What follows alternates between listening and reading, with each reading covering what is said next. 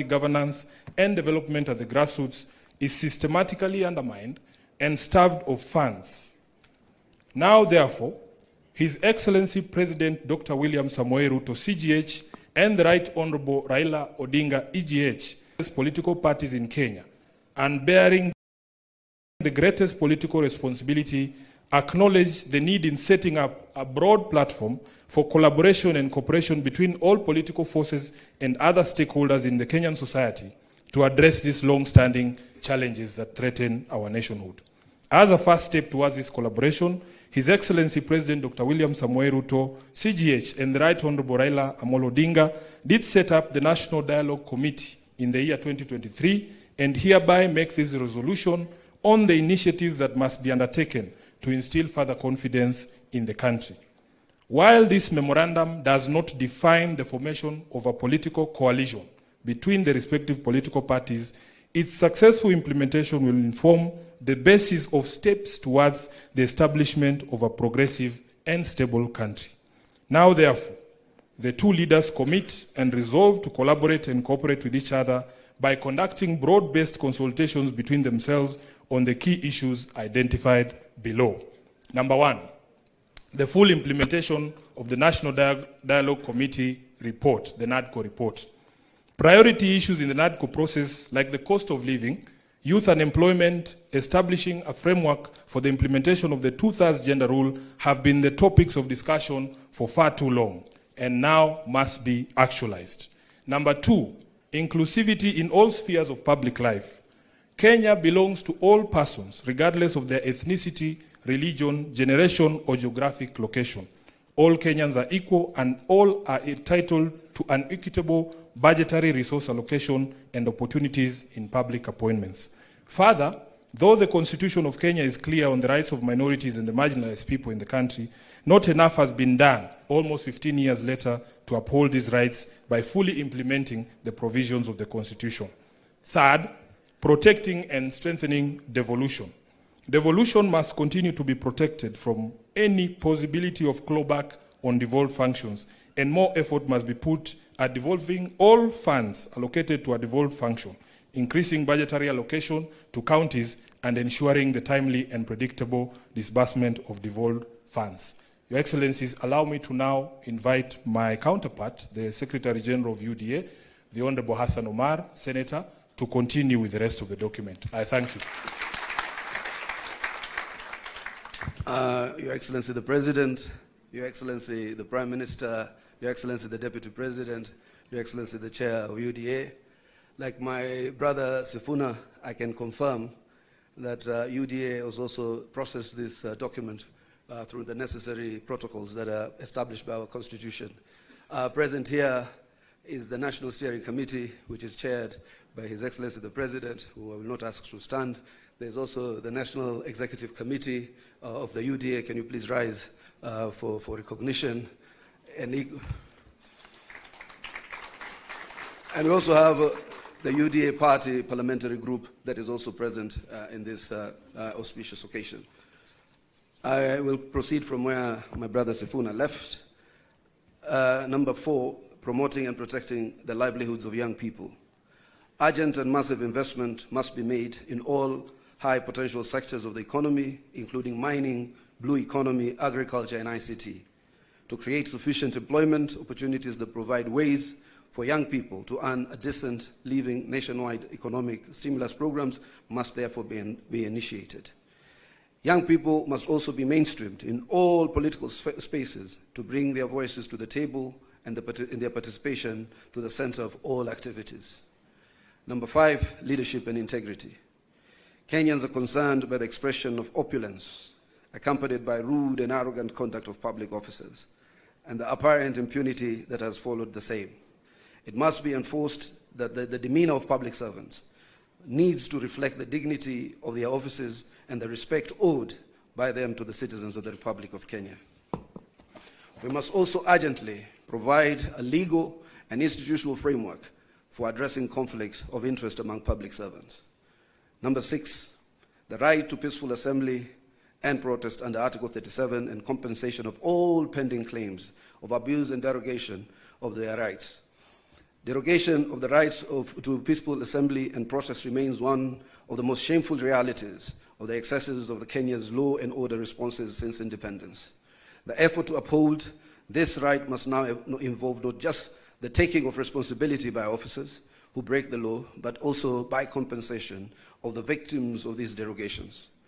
An amnesty must be granted to all those who are charged for offenses based on the exercise of their right to peaceful assembly.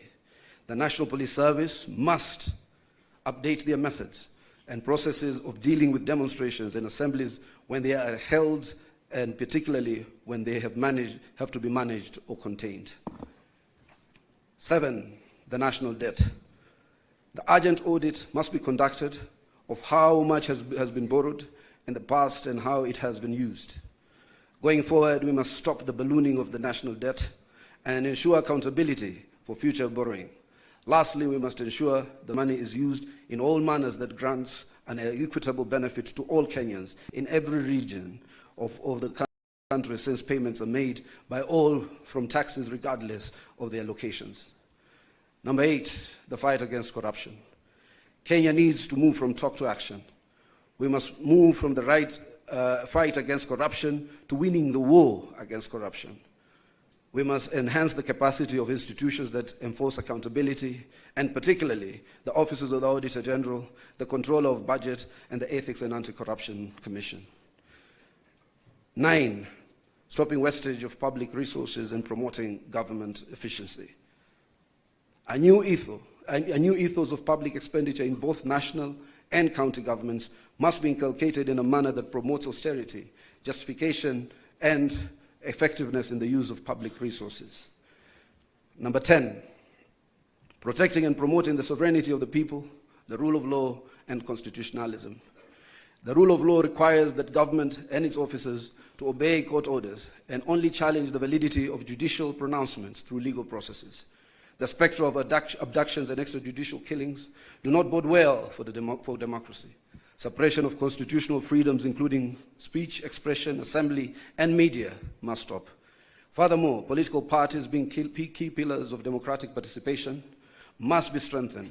The two leaders resolve to respect the identity and integrity of all political parties and to ensure respect and implementation of the provisions of the Political Parties Act. The dialogue and collaboration between the two leaders shall achieve its objectives by A, holding regular consultations on pressing issues of interest to the people of Kenya. B, exchanging expertise and information on the best practices in governance and of the Republic of Kenya. Let me read that again. Exchanging expertise and information on best practices in the governance of the Republic of Kenya. And the two leaders shall deploy their political infrastructure to examine the above matters and any other issues requiring their attention, and shall engage necessary expertise that will assist in addressing the matters arising. Signed, His Excellency Dr. William Samoei Ruto, CGH, Party Leader. Also to be signed by His Excellency the Right Honorable Raila Odinga, EGH, Party Leader of the Orange Democratic Movement, on the 24th day of March 2025. Let us appreciate distinguished senators. And now, before I call my co-MC, may I request that the table be brought here. We have the dates. It's 7th of March. But you'll be able to see it, actually. Before I call my co-MC, the majority leader, can I please request that table and seat to be brought here so that the two leaders can be able to come and sign.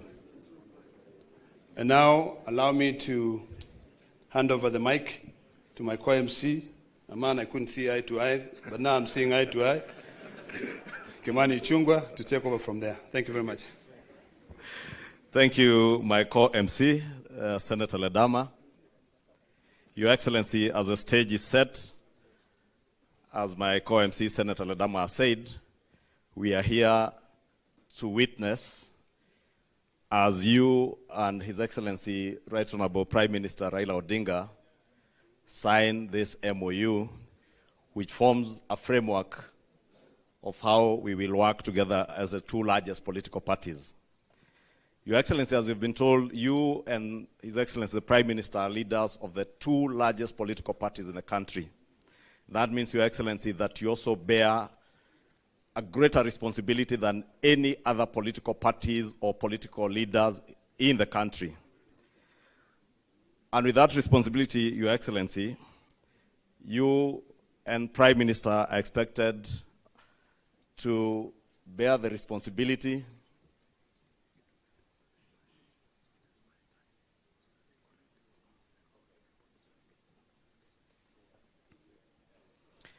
Thank you, Your Excellency. Your Excellency, I was saying, because you are leading the two largest political parties in the country, you also bear a greater responsibility to Kenyans and to the world. And part of that great responsibility is to ensure the unity of our country and the prosperity of our country. And as we have heard from the two SGs of the political parties, this will form a framework for the cooperation of you two as leaders of those parties and the unity of our country led by the two political parties, the two largest political parties. Your Excellency, I will be inviting those who will be flanking you and the Prime Minister as we sign, as I also try to buy some time for the Secretariat to get organized a bit. And I will be asking that the leaders who will be flanking you as you sign, I will invite them to stage, and thereafter, after the signing ceremony, we will ask all the leaders that are invited up here to retreat back to their seats, and I will then invite just a few people to speak, led by the chairs of the two political parties. And Your Excellencies, you know that these two largest national political parties, ODM and UDA, are also led and have chairs who are ladies. And that has ensured that even as you've heard from the MOU, as we try to mainstream the 2/3 gender rule, these are the only political parties that have begun the mainstreaming of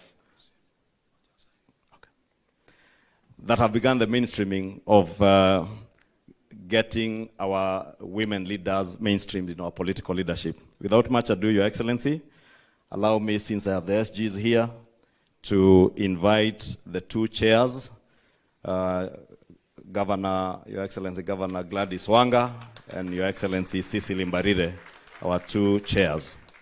Allow me also to invite the parliamentary leadership. In the Senate, I see the Honorable Ladama already on stage representing Honorable Madzayo. Let me invite Senator Aaron Cheruyot, the leader of the majority in the Senate. I am already on stage, so I will invite the Honorable Junet Mohammed, my compatriot and colleague in the National Assembly. Allow me also to invite the acting party leader of ODM and governor for Kisumu, Professor Anyang' Nyong'o, to the stage. And also invite the deputy party leader and deputy president, Professor Kithure Kindiki, on stage.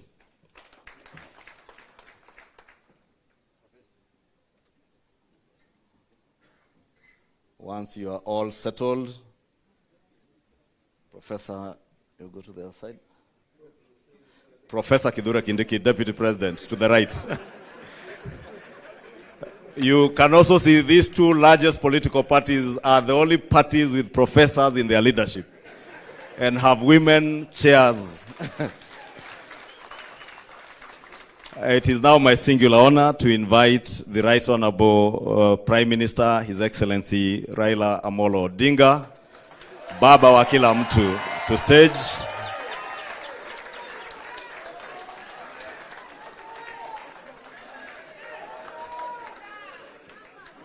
Another loud of applause for Baba wa kila mtu.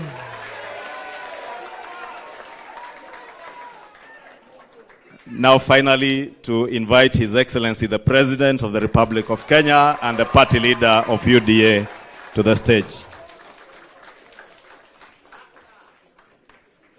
The Secretary Generals of the two political parties, you will take the documents and please, you may take your seats. The two SGs, you will show our party leaders the pages to sign.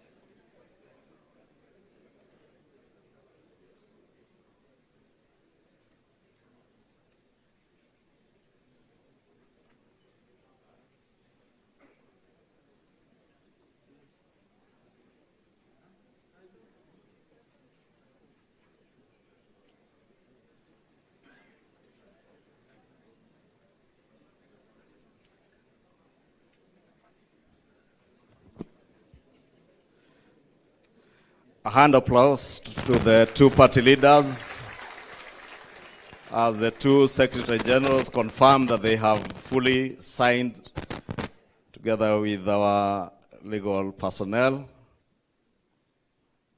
Wakili Paul Mwangi and Wakili Kamodho Adrian. I will now invite the two Secretary Generals to display the closed copies of the memorandum that have been signed.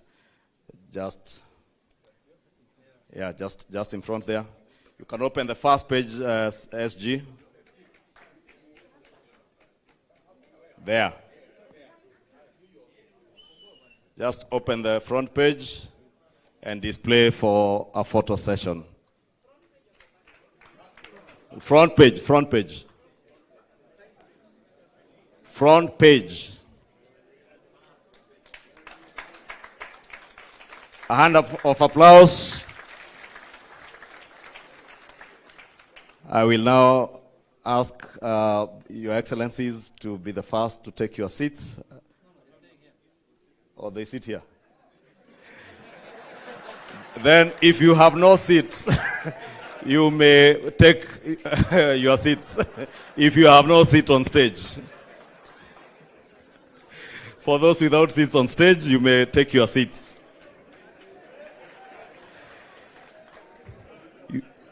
Your Excellencies, as we were requested,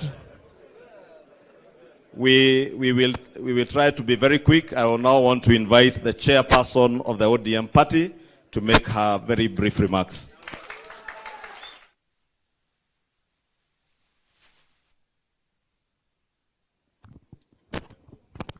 Your Excellency, President of the Republic of Kenya, Your Excellency, Dr. William Ruto, Your Excellency, Right Honorable Prime Minister and my party leader, Raila Odinga, all protocols observed.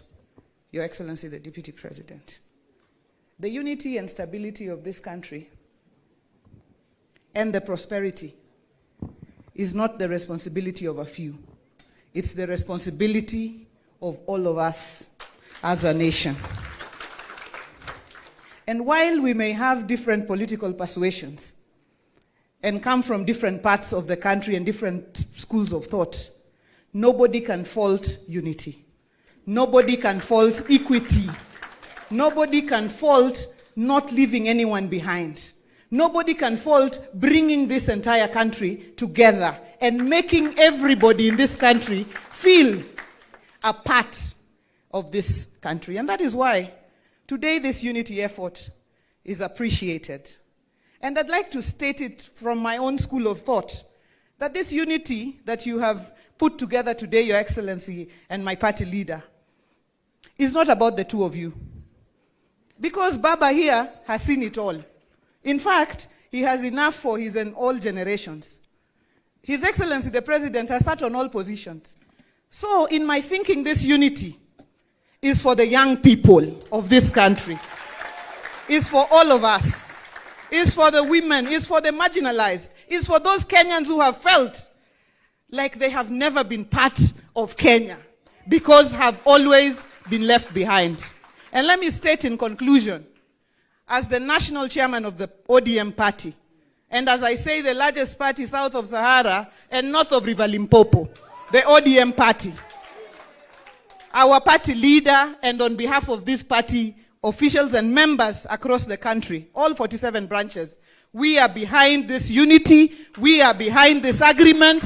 We will support it. We will support the broad-based arrangement. Na tuko pamoja mpaka mwisho. Asante and God bless Kenya. Thank you, Governor Wanga. It's now my pleasure to invite my party chair and governor for Embu, Honorable Sisi Limbarire, on stage.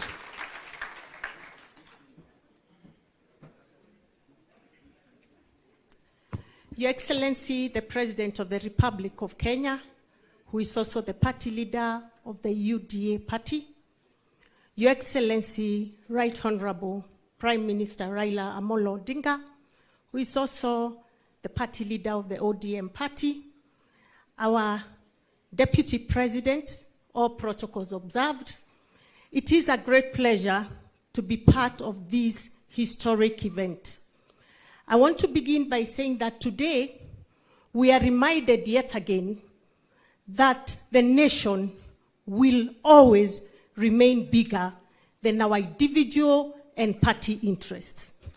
That indeed, at no time will our individual and party interests become more important than those of the nation.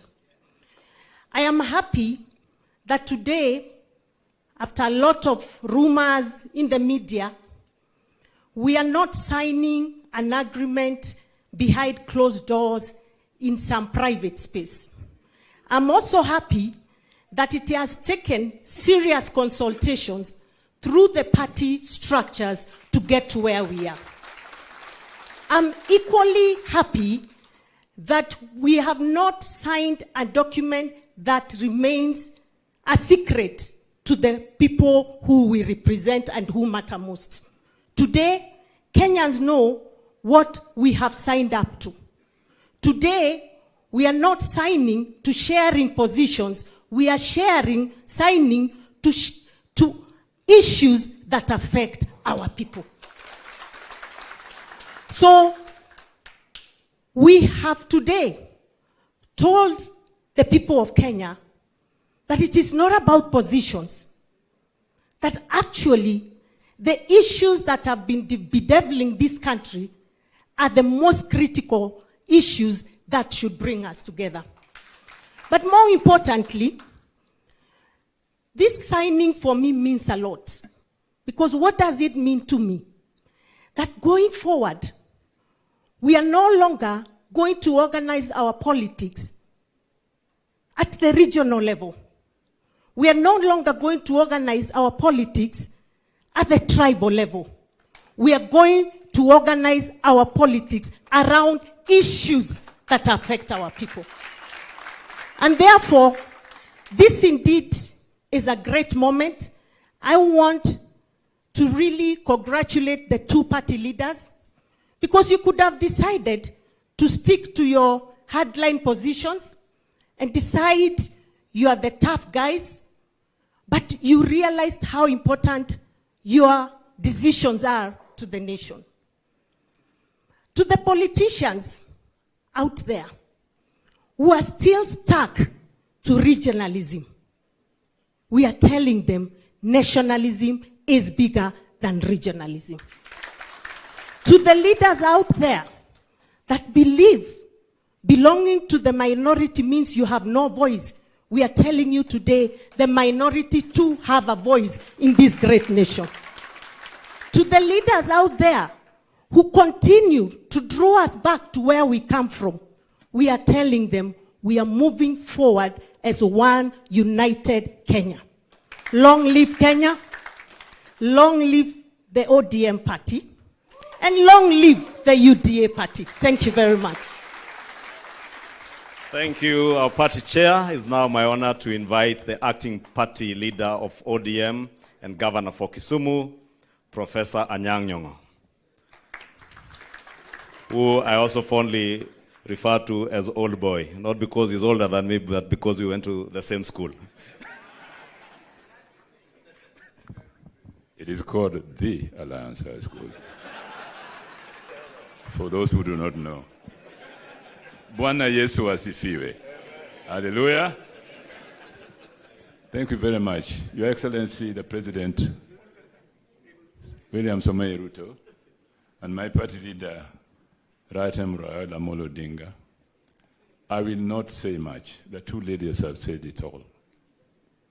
But there is a Christian saying that goes that once to every man and nation comes a moment to decide. Then it is the brave man chooses while the coward stands aside. Bwana Yesu asifiwe. We see here two brave men who at this point in time in Kenya's history have decided to make an important decision. We must pray for them. It is not going to be easy. Your bed is not made of roses. It is made of thorns. And the thorns are these people here. Not you individually, but you as a collective. Why? Because this decision is going to lead to a lot of demands. Because it might produce results.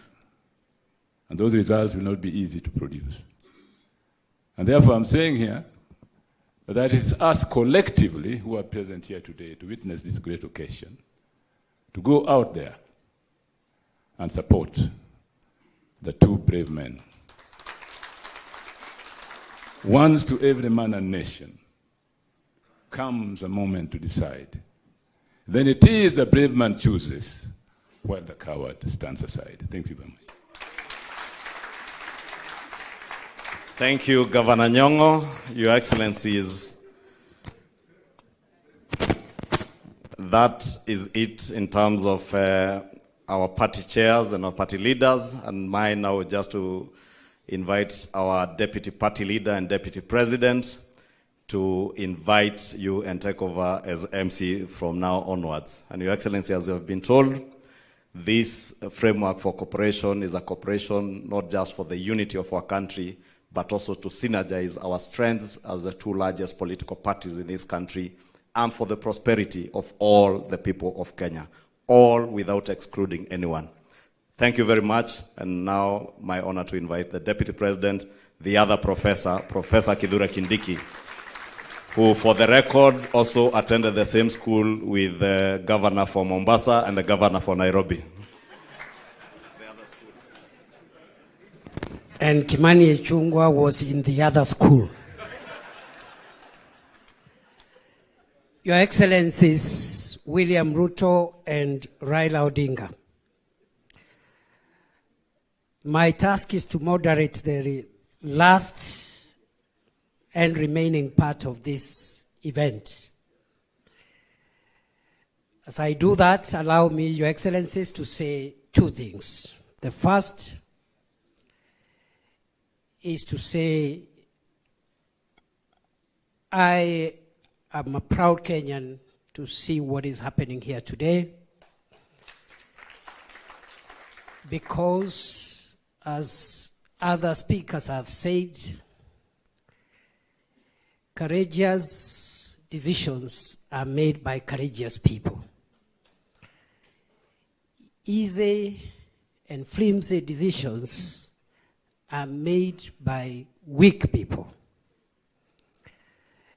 And therefore, our coming here to witness this decision is a testament that the future of Kenya looks great, courtesy of the decisions that the two of you have made.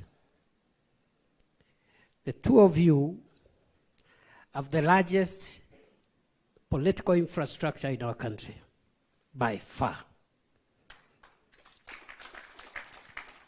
Between the two of you, you have the wherewithal, politically speaking, of the entire country. If you were individualistic and selfish, you would have chosen to exercise your muscles, one against the other, on opposite sides of politics. In the process, you may have succeeded in undercutting one another, but in the process, you would have succeeded a great deal in undermining the speed, efficiency of the development of our country. So I thank you, Your Excellencies, for making brave decisions, because not everyone can make those kind of decisions. Many people, even claiming to be leaders, are weak, so they make weak decisions, they make selfish decisions, they make sectarian decisions, they make decisions that only serve to their interest as opposed to the interest of society as a whole. And I dare say, Your Excellencies, that strong leaders think the nation. Weak leaders think division. Congratulations. The second and last point I want to make, Your Excellency, again, is the remarkable convergence of ideology that I see in the coming together of ODM and UDA. I have listened carefully to the joint script that was read by the two Secretary Generals, very carefully. In between, I can confirm, as a long-standing student of constitutional law, practice, and government, that between the two parties, because I could see the language from ODM, the language from UDA, the issues raised here, which we pray under your leadership jointly, you'll help us pursue them as a country. Those issues will resolve the things that have held Kenya back all this long. And therefore, those who have spent time, years, decades investing in division, investing in negative ethnicity, investing in parochial and petty dreams, their journey has come to an end. I want to thank you, Your Excellencies. We wish you well, and I know I speak on behalf of all my colleagues from both ODM and UDA. We wish you well, because if you succeed in leading us, Kenya will succeed. Therefore, I am happy, Your Excellency, and allow me now, so that we climax this event with two speeches. And I'm going to invite the first speaker, Your Excellency, Raila Odinga. Welcome, Your Excellency.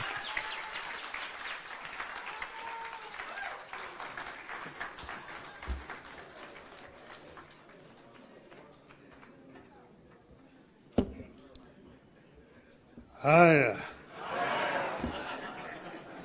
You may be seated.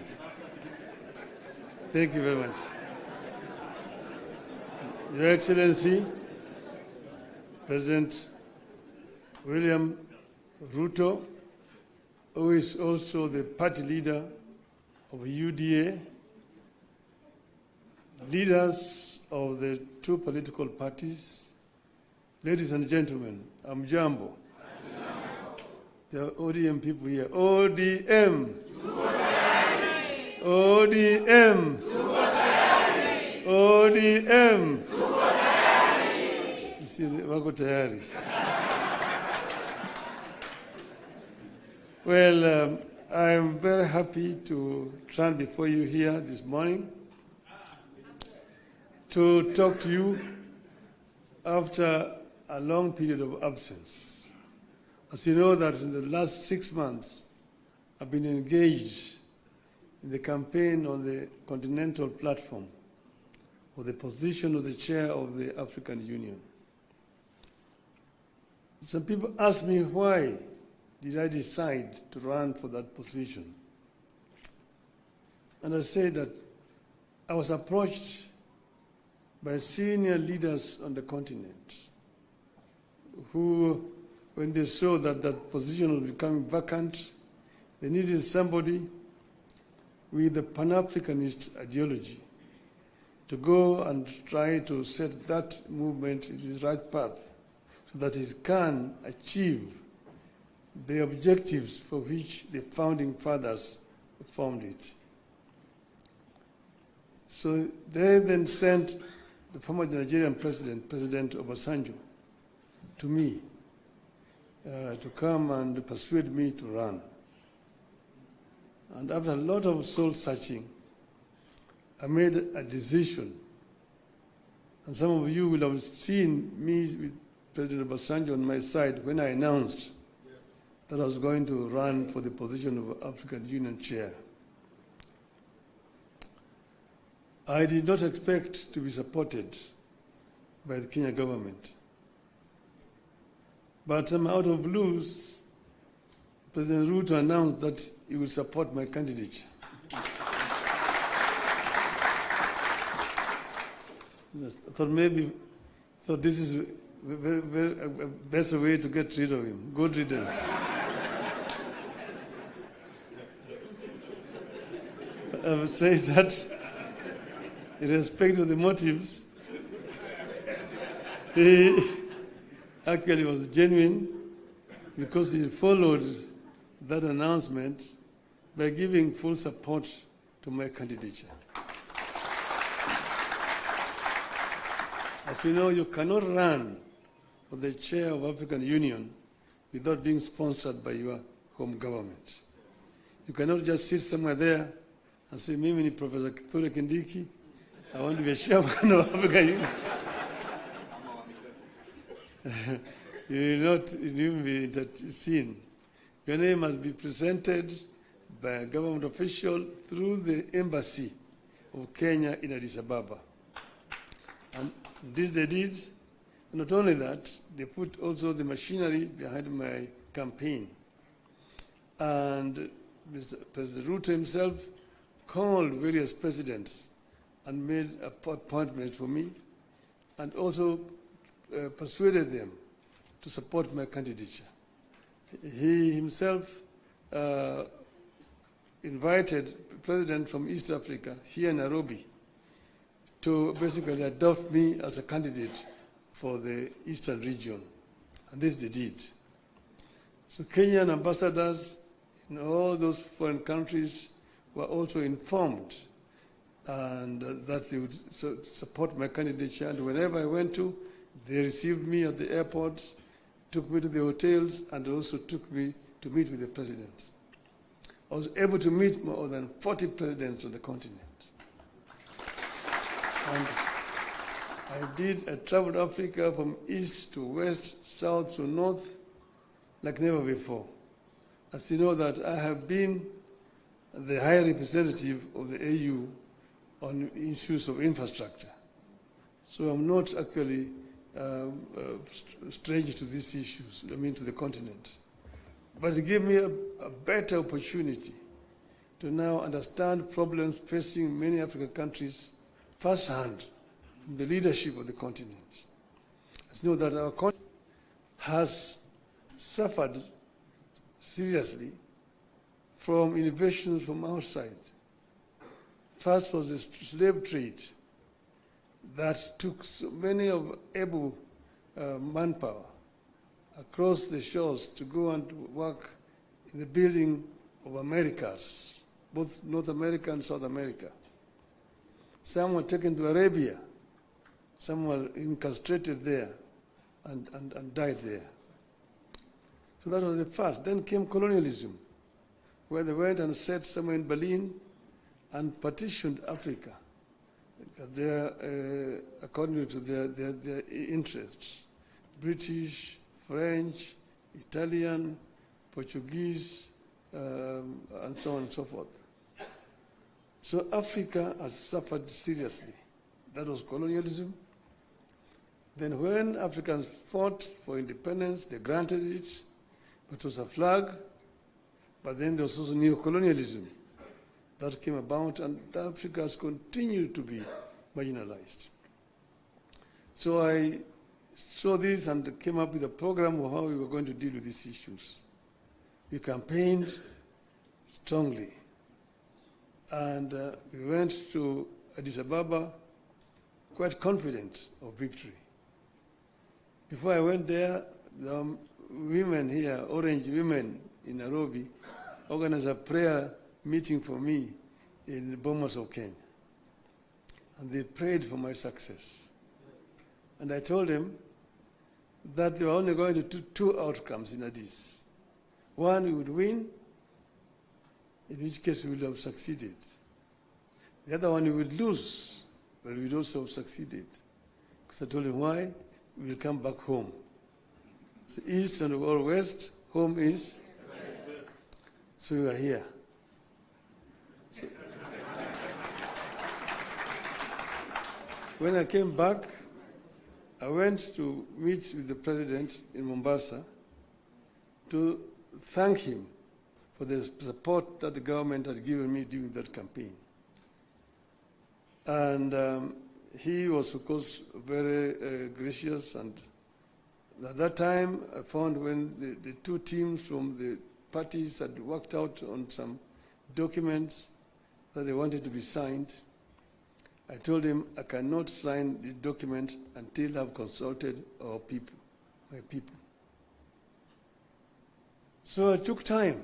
From that time, I went to Kisumu. I met with the professor. I met with leadership and elders in Kisumu. I went to Siaya. I went to Migori. I went to Homa Bay. I went to Busia, where I met with all the leadership from all the 5 counties in Western. Then I went to the coast. I was in Mombasa.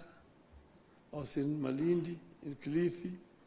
I was in Kwale. I came back. I went to Wajir. I came back. Yesterday I was in Kisii. I was in Narok. I was in Nairobi, here in this same building here with leadership of Nairobi. That is what you call random sampling.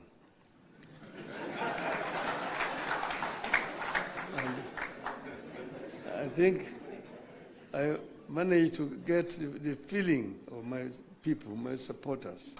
And that's the reason why I am today able and confident to sign this document. So I want to say this, I have some notes. Today, you have signed a memorandum of understanding between Orange Democratic Movement and the United Democratic Alliance. The cardinal goal of the MOU is to help ease the prevailing tensions in the country, reconcile the population, alleviate their suffering, and move the country forward by addressing the critical social, political, and economic issues our people are grappling with today. As leaders of the largest political parties in the country, we arrived at the understanding that in a time of significant changes and challenges to our nation, it is not enough to merely grandstand or stand aside and criticize, easy as those may be. They say any madman can kick down a barn, but it takes a good carpenter to build one. We have agreed to help build a barn for our country, rather than merely kick down what we have. We have agreed to use our parties as a broad platform, bringing together various voices, opinions, and concerns to address the critical challenges facing the country through a formation that is truly national and inclusive in outlook. A core problem we agreed to prioritize is youth unemployment and resulting hopelessness that has made them easy fodder in political contests in which there is nothing tangible for them. In this MOU, we agree to embark on steps to realign the country's economic, social, and political priorities to address the youth agenda that has progressively fallen behind in the last 62 years of our independence. Through this MOU, we commit to uphold the Constitution, the rule of law, and respect for human rights. Importantly, we pledge to tackle unemployment, cost of living, crippling poverty, inequality, and the failure of the institutions that have been eroded by inefficiency and corruption over the decades, making them unable to deliver to Kenyans. We seek a more equitable country in which all peoples of all backgrounds are included in the enjoyment of socio-economic benefits and are equal members of one indivisible nation. All Kenyans must feel that they belong here by right and the right to access, without any form of discrimination, whatever Kenya has to offer. We commit to protect and to strengthen devolution as a machinery for ensuring a more inclusive development across the country.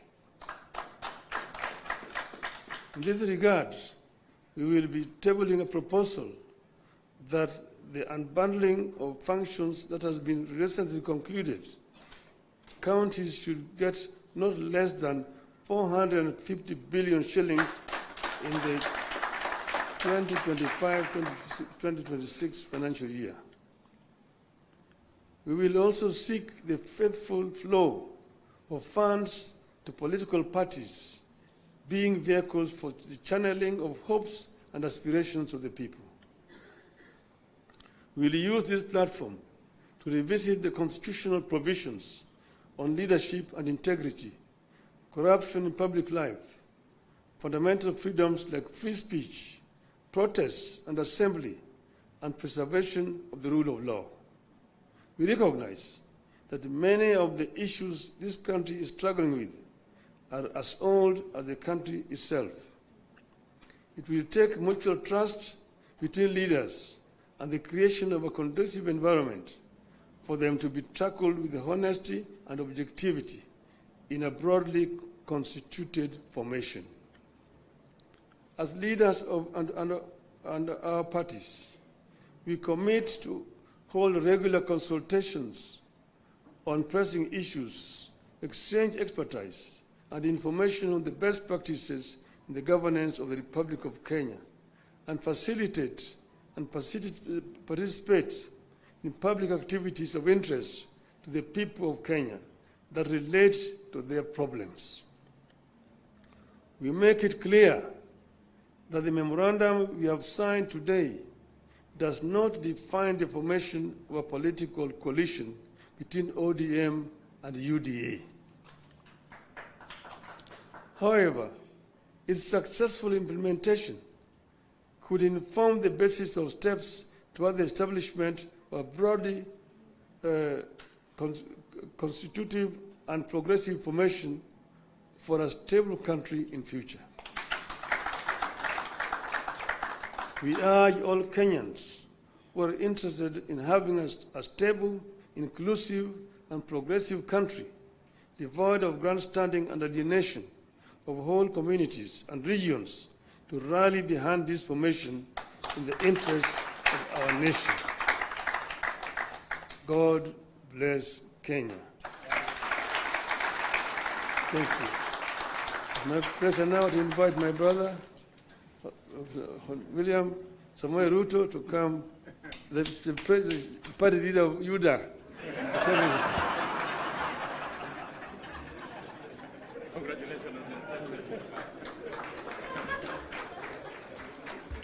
Thank you very much, the Honorable Prime Minister, and please let's take our seats.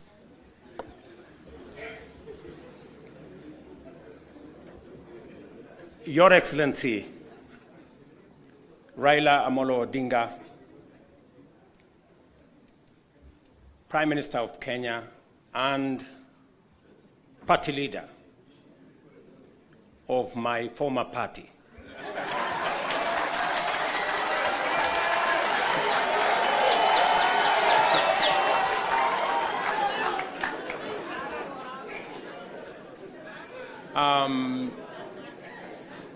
Your Excellency, the Deputy President of the Republic of Kenya, Excellencies, leaders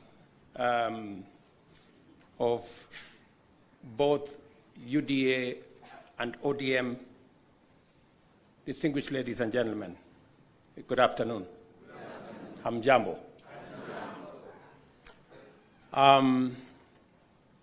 I want to associate myself with the comments that have already been made by my elder brother, Raila Odinga, on the journey that we have come as our two political formations. When His Excellency Raila Odinga decided to run for the position of Africa Union Commission Chair, it was obvious to me that, number one, as a citizen of this country, I owed him support. And it was also clear to me that knowing him as a Pan-Africanist, as a leader with experience, and that he had immense understanding of issues Africa, he qualified for not just my support, but that of the government of Kenya. And that is why we went out of our way to support his candidature. As he has said, there were many propositions about his candidature. There are those who said my support for Raila Odinga was so that I could exit him from the stage. But there are those also who told me that by supporting the Honorable Raila Odinga and by him being the chair of Africa Union, I will be empowering him so that he can come and compete with me. And I had a very clear answer to them, that my support for Raila Odinga is not conditioned on him supporting me or him surrendering his aspirations for whatever reason. It was very clear to me that this support was deserved as a Kenyan. And I said then, and I will say again, that the Honorable Raila Odinga was a great candidate. He went out of his way. He ran a beautiful campaign, and I am very proud of his candidature. The outcome notwithstanding. And when he came back, we have been working together in the broad-based arrangement that we have, that is inspired not by what is in it for me or him, but how we can close ranks and deal with the issues that affect the people of Kenya. And that brings us to this moment. And I must congratulate the Honorable Raila Odinga and the ODM party for their boldness and courage to take the position for Kenya and for the people of Kenya. That to me is a very bold decision. It's a very courageous decision. It may not be a popular decision, but that does not undermine the fact that it is the right decision to stand with the people of Kenya. And allow me to say that our country is undergoing major shifts across socio-economic and political spheres. Many of these transformations are occurring within the broader context of globalization and unprecedented technological, geopolitical, climatic, and demographic changes, creating an atmosphere of immense pressure, formidable challenges, and even an existential crisis. Never before have Kenyans expressed such a deep and widespread yearning for positive change and political, economic, and socio-economic transformation that leaves nobody, no community, no region, no religion behind. The expectation for fundamental progress is unanimous, consistent, intense, and universal across the nation. There is no one part of Kenya that does not yearn for progress and transformation. These aspirations, grounded on our nation's enduring character of boldly pursuing freedom, democratically managing our diverse interests, and engaging progressive institutions such as a clear notice for all of us that the time has come for us to seize this historic opportunity, unite more strongly than ever before, and deliver meaningful change to the Kenyan people. We undertake this commitment with the understanding that while our political parties may differ in strategy, we share a common goal: to build a united, secure, and prosperous Kenya under a government that is capable, committed, and willing to ensure abundance and opportunity for all without exception. This realization has enabled Kenya's largest political movements to engage constructively, recognizing the unique opportunity before us. As leaders and as a generation of citizens, we must embark on a bold and radical path of national transformation, confronting and resolving the fundamental issues that have shaped every national crisis since independence. And we have had an able listing of what this is. This is the path towards the promised land where freedom and opportunity are guaranteed for all. We recognize that this moment is unlike any other. It is not enough to merely identify systemic and structural obstacles that have denied generations a fair chance to achieve their aspirations. More importantly, we must rise above political differences and embrace a higher vision of the Kenya we all deserve. Understanding, therefore, that jobs, wealth, enterprise opportunities, and social services must be provided within an environment that is free, open, democratic, and competitive, we move forward with a shared commitment that is not only doing the right thing for our nation, but also to ensuring they are done right. We, the leaders of UDA, Kenya Kwanza, and ODM commit to implementing the NADCO report to address key national issues, including the cost of living, youth unemployment, and gender inclusion. We also pledge to foster inclusivity in governance and development, protect and strengthen devolution, invest in creating opportunities for the youth, uphold integrity in leadership, and safeguard the right to peaceful assembly. We will raise and manage national resources responsibly to reduce our debt burden by ensuring transparency, responsible borrowing, and an audit of past debts. To realize and to know what has been borrowed, for what purpose, and how is it going to be paid. I attempted to set up this audit. It didn't work. I am confident that under this broad formation, we will now be able to audit our debts. This moment is not about William Ruto or Raila Odinga.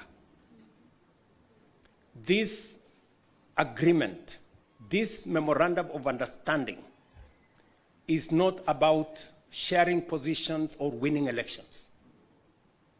It is about the people and the interests of Kenya.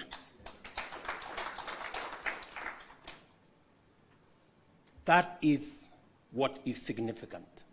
To me, the interests of this great nation. We have talked about Kenya of potential for far too long. It is now time that we close ranks as leaders, because this nation can succeed. We have what it takes to be a great nation. But we haven't made the steps and the decisions that would make this nation great, because we have always been making politically correct decisions.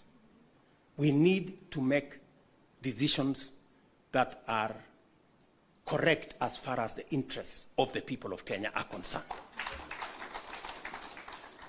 I must congratulate His Excellency, the Right Honorable Prime Minister Raila Odinga, and the courage he has to make difficult decisions. Not many leaders can make the kind of decisions the Right Honorable Raila Odinga can make. Very few people can put the interests of the nation and the interests of the people above or ahead of their own personal interests. I say that without fear of any contradiction, because I know the kind of difficulty my elder brother has got to go through in getting us to this position. And my brother Raila Odinga, history is going to charge you fairly for what you have done for this nation.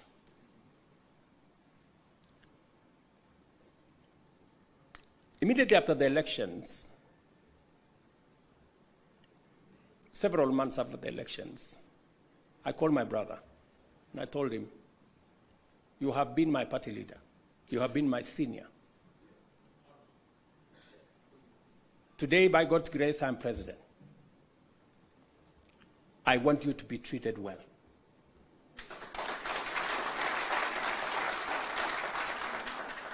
And I will do whatever it takes to make sure that you have respect in Kenya. And I am not doing this so that for any other reason that is selfish to me. I am doing this because I'm a younger person. You are an elder as far as I'm concerned, by age.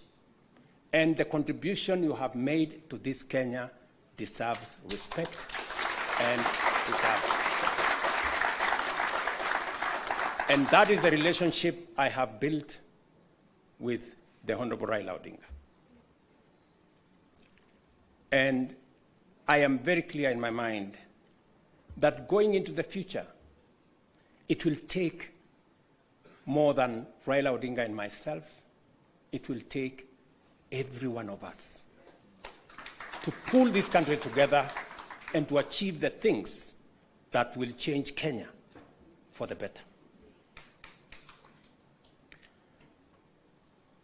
Let me say this, that equally we will fight corruption decisively, eliminate public resource wastage, and uphold the rule of law and constitutionalism, ensuring that government officials respect judicial decisions and protect the rights of all citizens.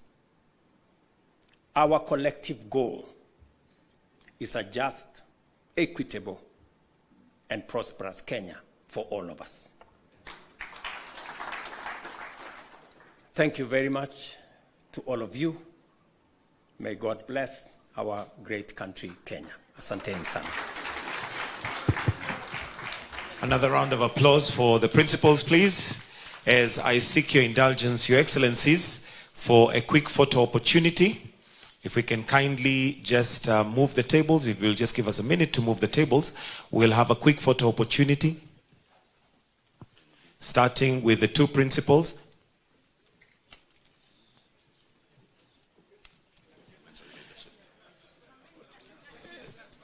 If I can kindly request you just move slightly because of the flags, so that we are in the middle of the flags. Right there, Your Excellencies. Thank you.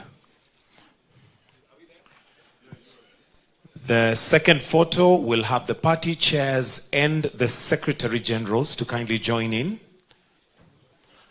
The party chairs and the Secretary Generals.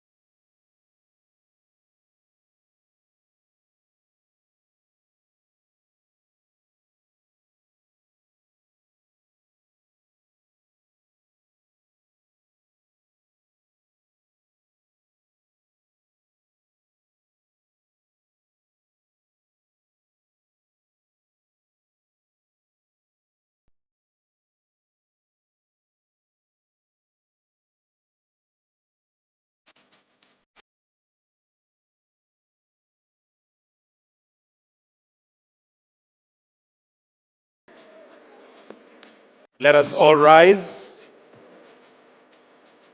And at this point, allow me to call the MCs for the day, the Minority Whip in the Senate, together with Majority Leader in the National Assembly, who are going to guide us in the program. Let's put our hands together as we welcome the principals who are now coming in. Welcome, Your Excellency. Your Excellencies, welcome.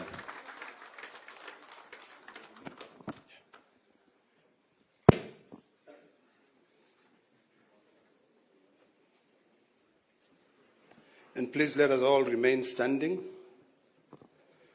We will try to make this. We'll try to make this thing very brief. And before we do anything, we need to put everything before the good Lord. So allow me at this particular time to invite the Honorable Haiki Mizingi to pray for us. Haika. Lydia Haika. Mheshimiwa, come and pray for us.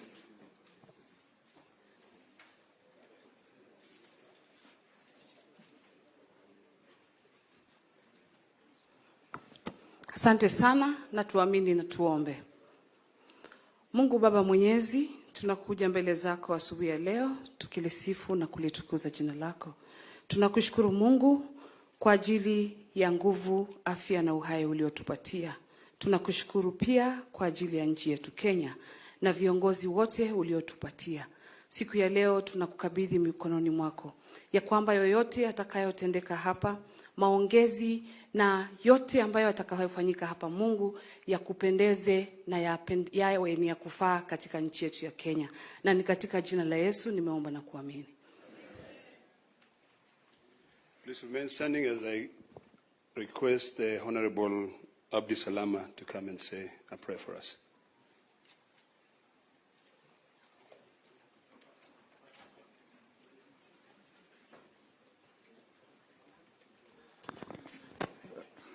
أعوذ بالله من الشيطان الرجيم. بسم الله الرحمن الرحيم. In the name of Allah, the entirely merciful, the specially merciful. Ar-Rahman Ar-Rahim. All praise is due to Allah, Lord of the worlds. Ar-Rahman Ar-Rahim, Maliki Yawmiddin, sovereign of the day of recompense. Iyaka na'budu wa iyaka nasta'in. Guide us to the straight path. صراط الذين أنعمت عليهم غير المغضوب عليهم ولا الضالين. The path of those upon whom you have bestowed favor, and not of those who you have evoked your anger, or those who have gone astray. Oh God, oh Allah, make us among those who cooperate in righteousness and piety. Oh Allah, make us among those who strive for justice and not for discord. Oh Allah, make our affairs easy for us and guide us to what you love and you are pleased with. Oh Allah, bring our hearts together, reconcile between us and guide us to the paths of peace. Amen, amen, amen. Please kindly remain standing for our national anthem.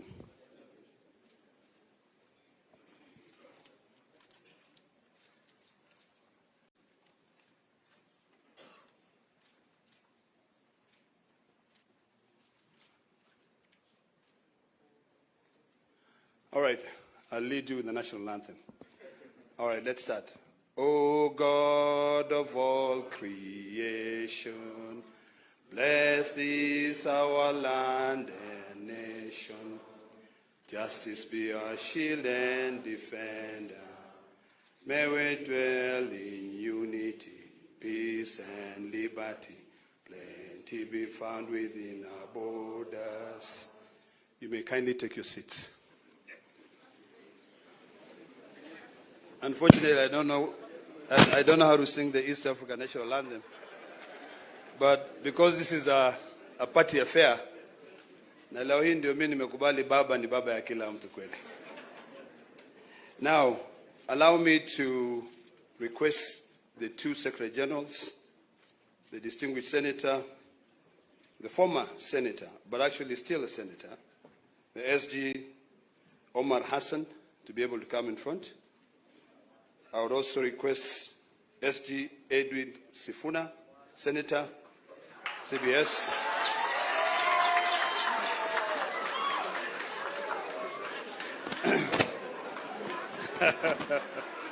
You may clap again.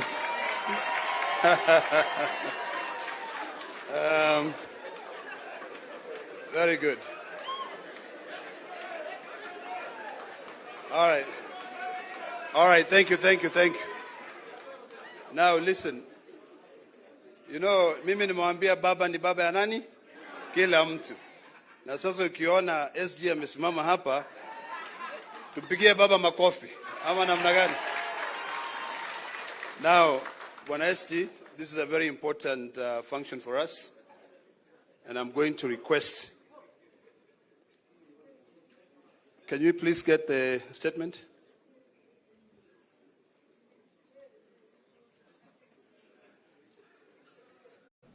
Can I proceed, Your Excellencies?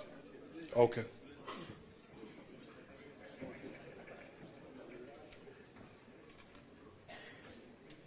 Thank you very much. Mwambia baba ni baba ya kila mtu. So baba akisema fanya hivi lazima mfanye hivyo. I think all of you know where we've come from. Today is a very important day for all of us because the unity of this country is greater than the interests of any of us. And when you see me standing here, it means a lot to me. But I've decided to follow the footsteps of our two very distinguished and eminent leaders in this republic to be able to bring the entire country together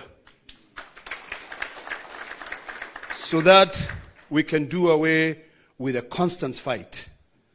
So today, from the wisdom of His Excellency, President William Ruto, and His Excellency, Right Honorable Prime Minister, they have sat down together and agreed that it's about time for us to end all these bickering, all these fights, and put this country first. I want to appreciate the wisdom of these two leaders. I want to thank them. And I want to remind them that this generation and the generations to come will be able to remember this occasion. It has taken a lot, trust me. But patience is everything. I actually never thought that I'll be standing here today to be able to usher in my two SGs. Unajua rungu yangu ilivunjika bwana. Lakini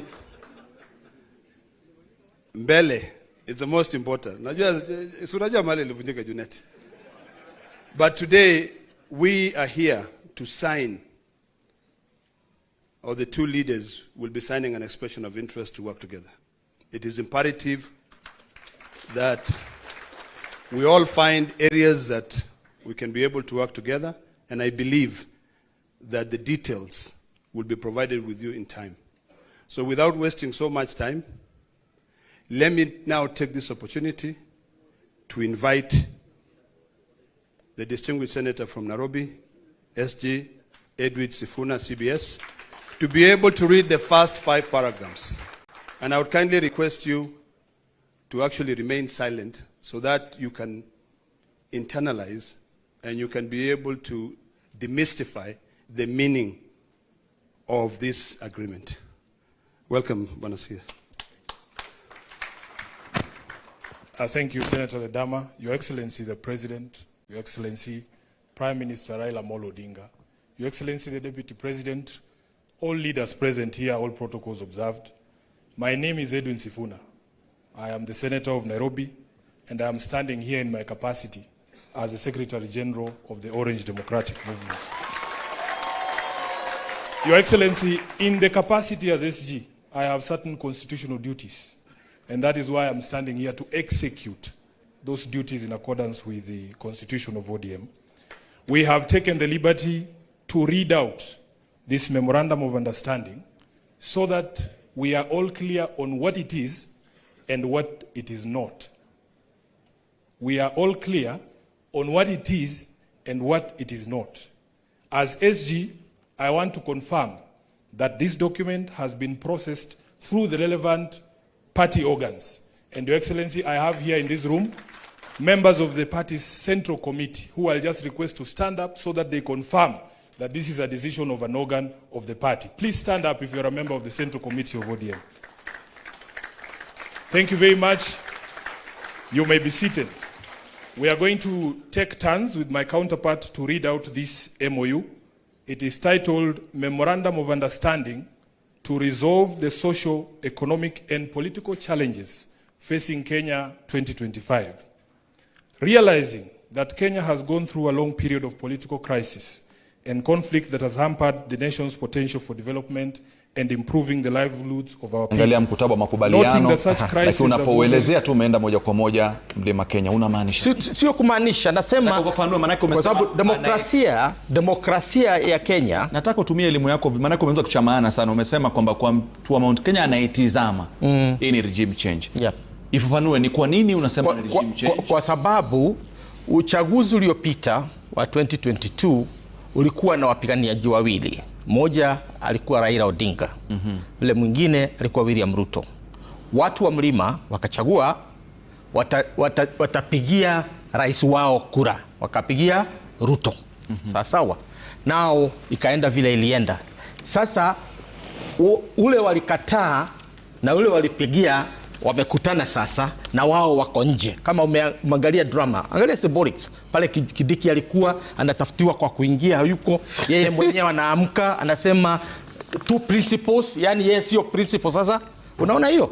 So this is a revolution in the politics of this republic, and I want to speak in English because I'm more fluent in English.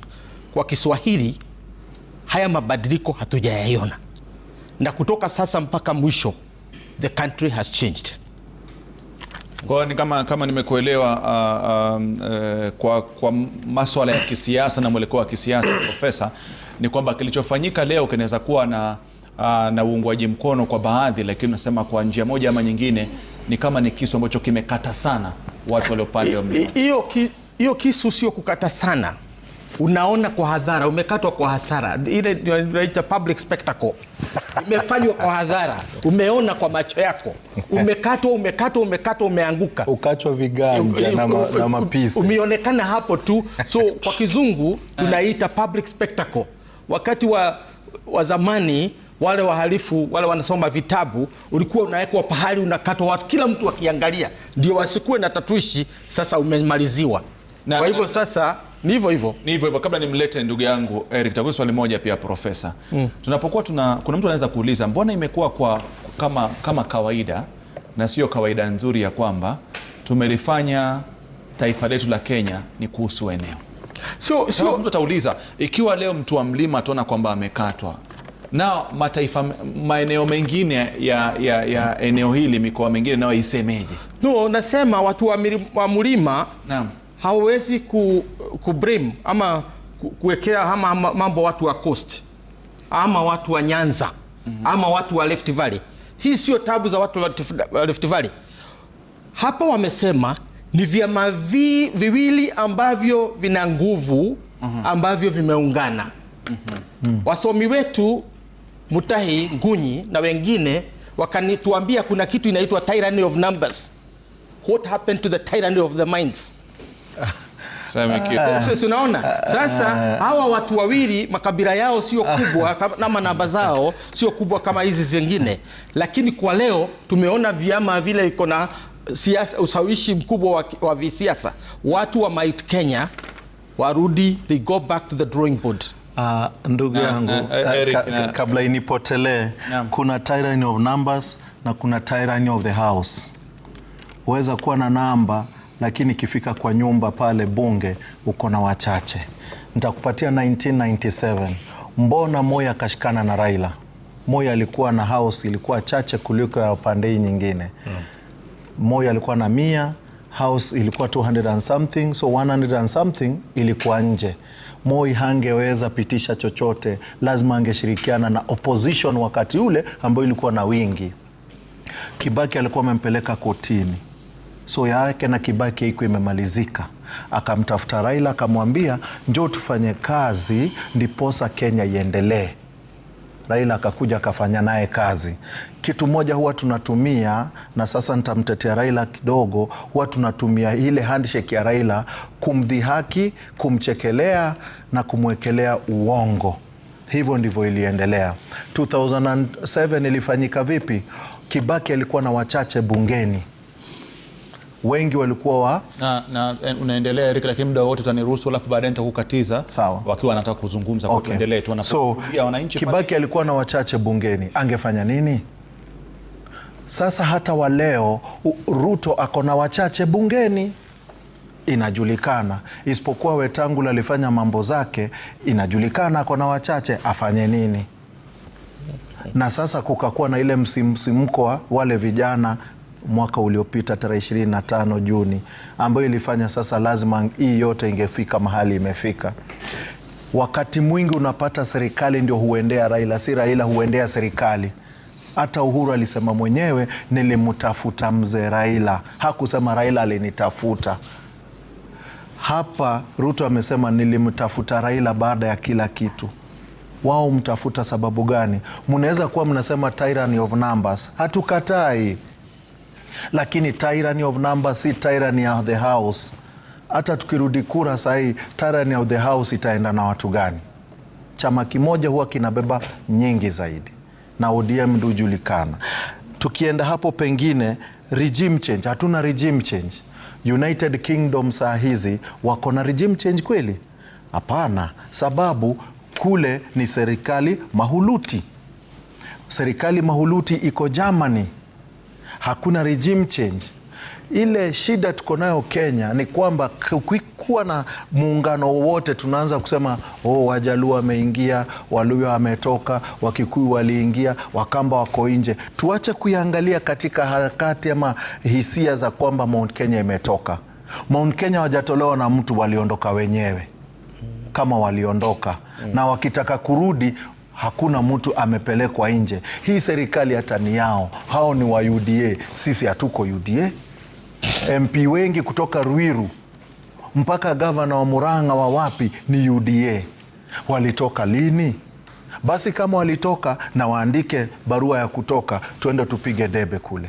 Hawajatoka, washirikiane na hii serikali. Ikifika mwaka wa kuchaguana, na watu waende wa debeni, wakitaka chama kingine na watu watafute chama. Hivyo ndivyo naweza sema. Lakini tukianza kusema Mount Kenya wametoka, basi Wajaluo wamekuwa nje, basi naweza sema miaka 50 juu wamekuwa katika kupigania serikali wakiwa nje. Barabara iliundwa na basi barabara ya Luoland iliundwa na nani? na ndio hapo ambapo tunaweza kuzungumza, kwa sababu nafikiri kama tumeweza kuzungumza kuna ule ushawishi wa ngome, ushawishi wa kieneo, na kama alivyosema yeye profesa alivyochanganua siasa ni kwamba watu wa mlima wajipange, kama alivyozungumza. Wajipange na afichi kimtazamo wake, watu wajipange ni ile. Lakini katika swala la president, ndio swali moja. Juzi tuliona aliyekuwa naibu wa rais Rigathi Gachagua akikutana na wenzake akizungumza. Tulimsikia pia akasema kwamba Gema wakiungana vizuri tunaweza kuwa madarakani kwa miaka mingi tu. Nafikiri unaweza kusikia hizo kauli.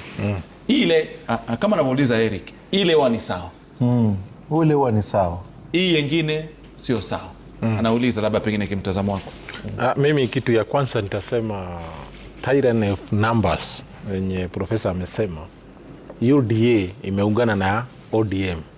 Lakini UDA ndio ikue chama iko na watu wengi sana, wanahesabu watu ya Mount Kenya.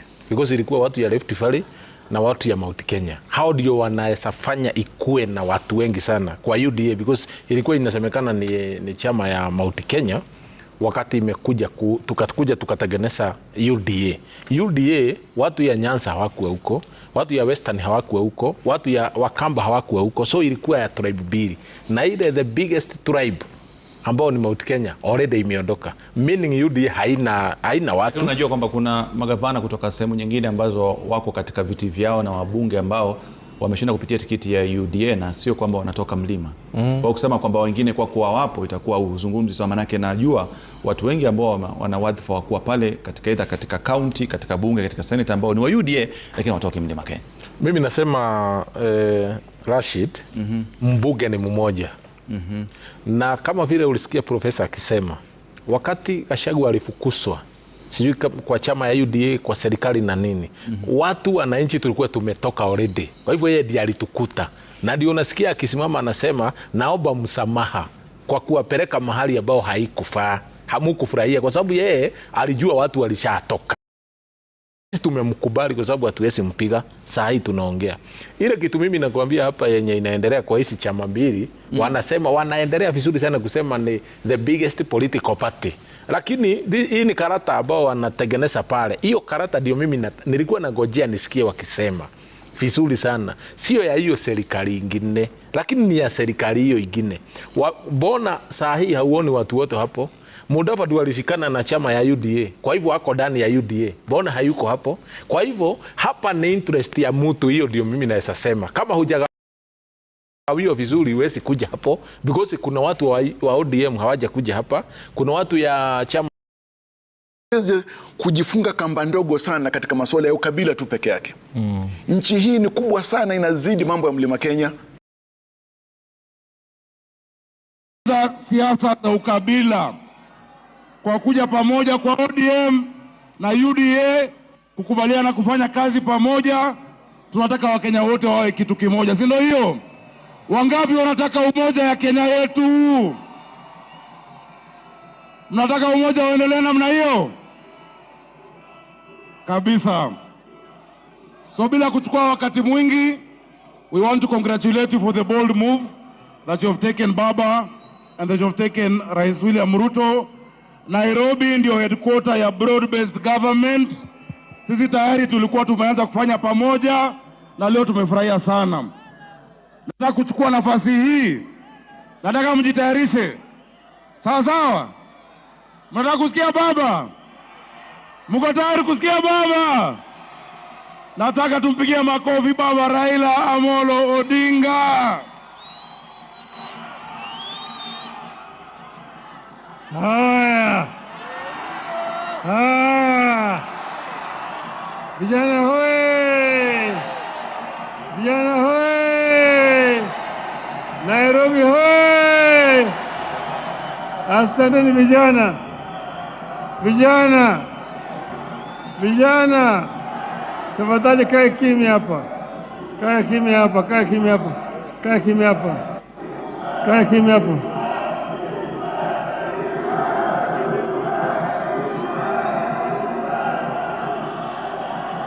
Haya. Vijana mna furaha. Mna furaha. Jana nilikuwa na mkutano hapa. Vijana walikuwa wamejaa chungu mzima. Lakini niliwaambia sitaongea na nyinyi jana. Nilisema nitangoja mpaka kesho, sio? Hayawi. Hayawi.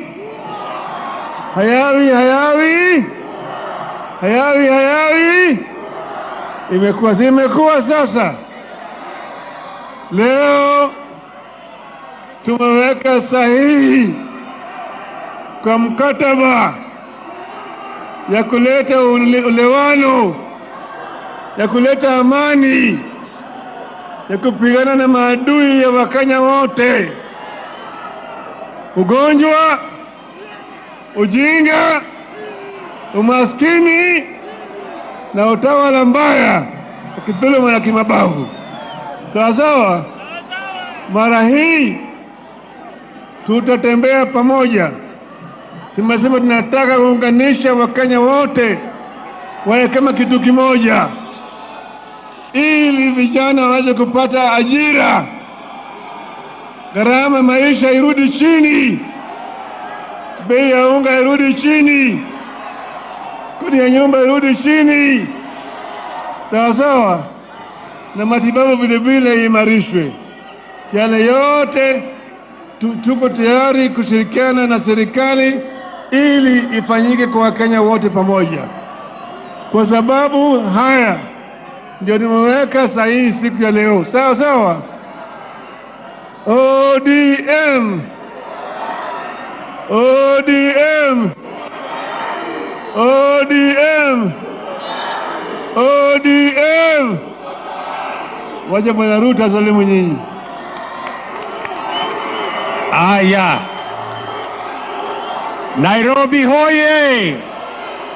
Nairobi hoye! Nairobi, assalamu alaikum. Bwana asifiwe. Hebu nione kwa mikono watu wa Nairobi, nione watu wa Nairobi. Vile baba amesema, hayawi hayawi. Leo ni ile siku. Leo ni ile siku ya kumalizana na ukabila, kumalizana na chuki, kuondoa ubaguzi na kuunganisha Wakenya wote. Mimi nataka niwaulize wangwana wa Nairobi. Leo mimi na baba tumeweka sahihi maelewano ya kuunganisha taifa la Kenya iwe taifa moja. Tulete jamii zote za Kenya pamoja, dini zote za Kenya pamoja, sehemu zote za Kenya pamoja. Na wauliza watu wa Nairobi, munasema tuungane ama tutengane? Tuungane ama tutengane? Wale wanasema tuungane, jameni, nione kwa mkono. Mimi nataka niwaeleze, nimshukuru ndugu yangu mkubwa Raila Amolo Odinga kwa kunishika mkono na kuunganisha Kenya mzima, anisaidie kuweka Kenya pamoja, ndio tuweze kwa pamoja tukabiliane na changamoto za taifa letu la Kenya, tuweze kutekeleza mipango ya kilimo ili tupunguze gharama ya chakula na tupunguze gharama ya maisha. Tuungane, tutekeleze ile mipango ambayo itapatia vijana wa Kenya ajira.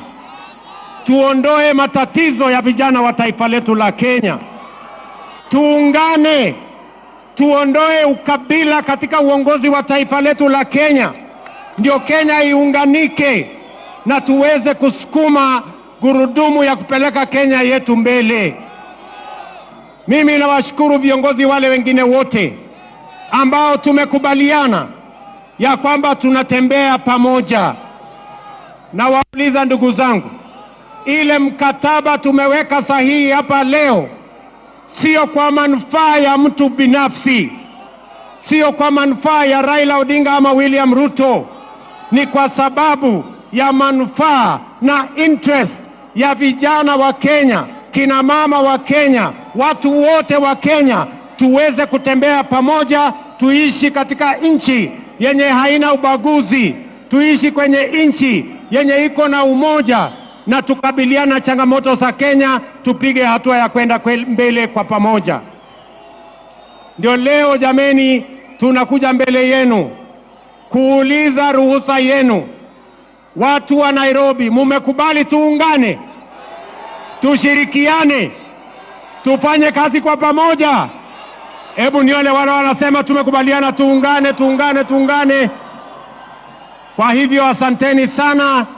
Leo tukisonga mbele, hii ni mkataba na makubaliano na ushirikiano wa kihistoria wa kuunganisha Kenya, ili yale mambo ambayo tumetafuta kuyatekeleza na kubadilisha nchi yetu yawezekane, ndio tuweze kupiga hatua ya mbele kama taifa.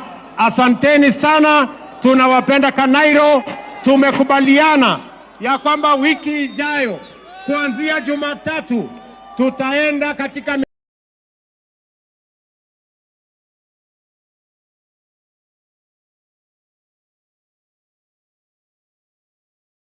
miradi ya Nairobi County, kuanzia ile Nairobi Rivers Commission. Tunaanza pale Jumatatu,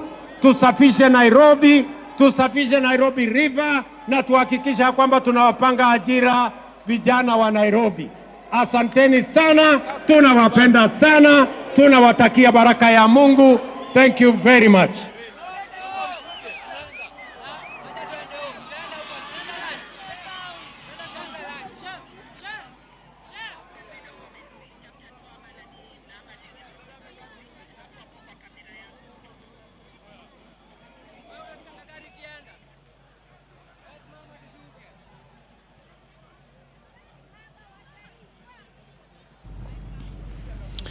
Na mtazamaji, na baada ya hotuba hiyo fupi ambayo imefanywa, kwanza alikuwa ni gavana wa Nairobi ambaye bila shaka ndio mwenyeji wa wale wageni katika kaunti ya Nairobi. Amekuwa mchache wa maneno, akiweza kuwasalimia waliojitokeza kwa wingi kuanzia mida ile asubuhi, ili nao wawe miongoni mwa historia ambayo imeandikwa.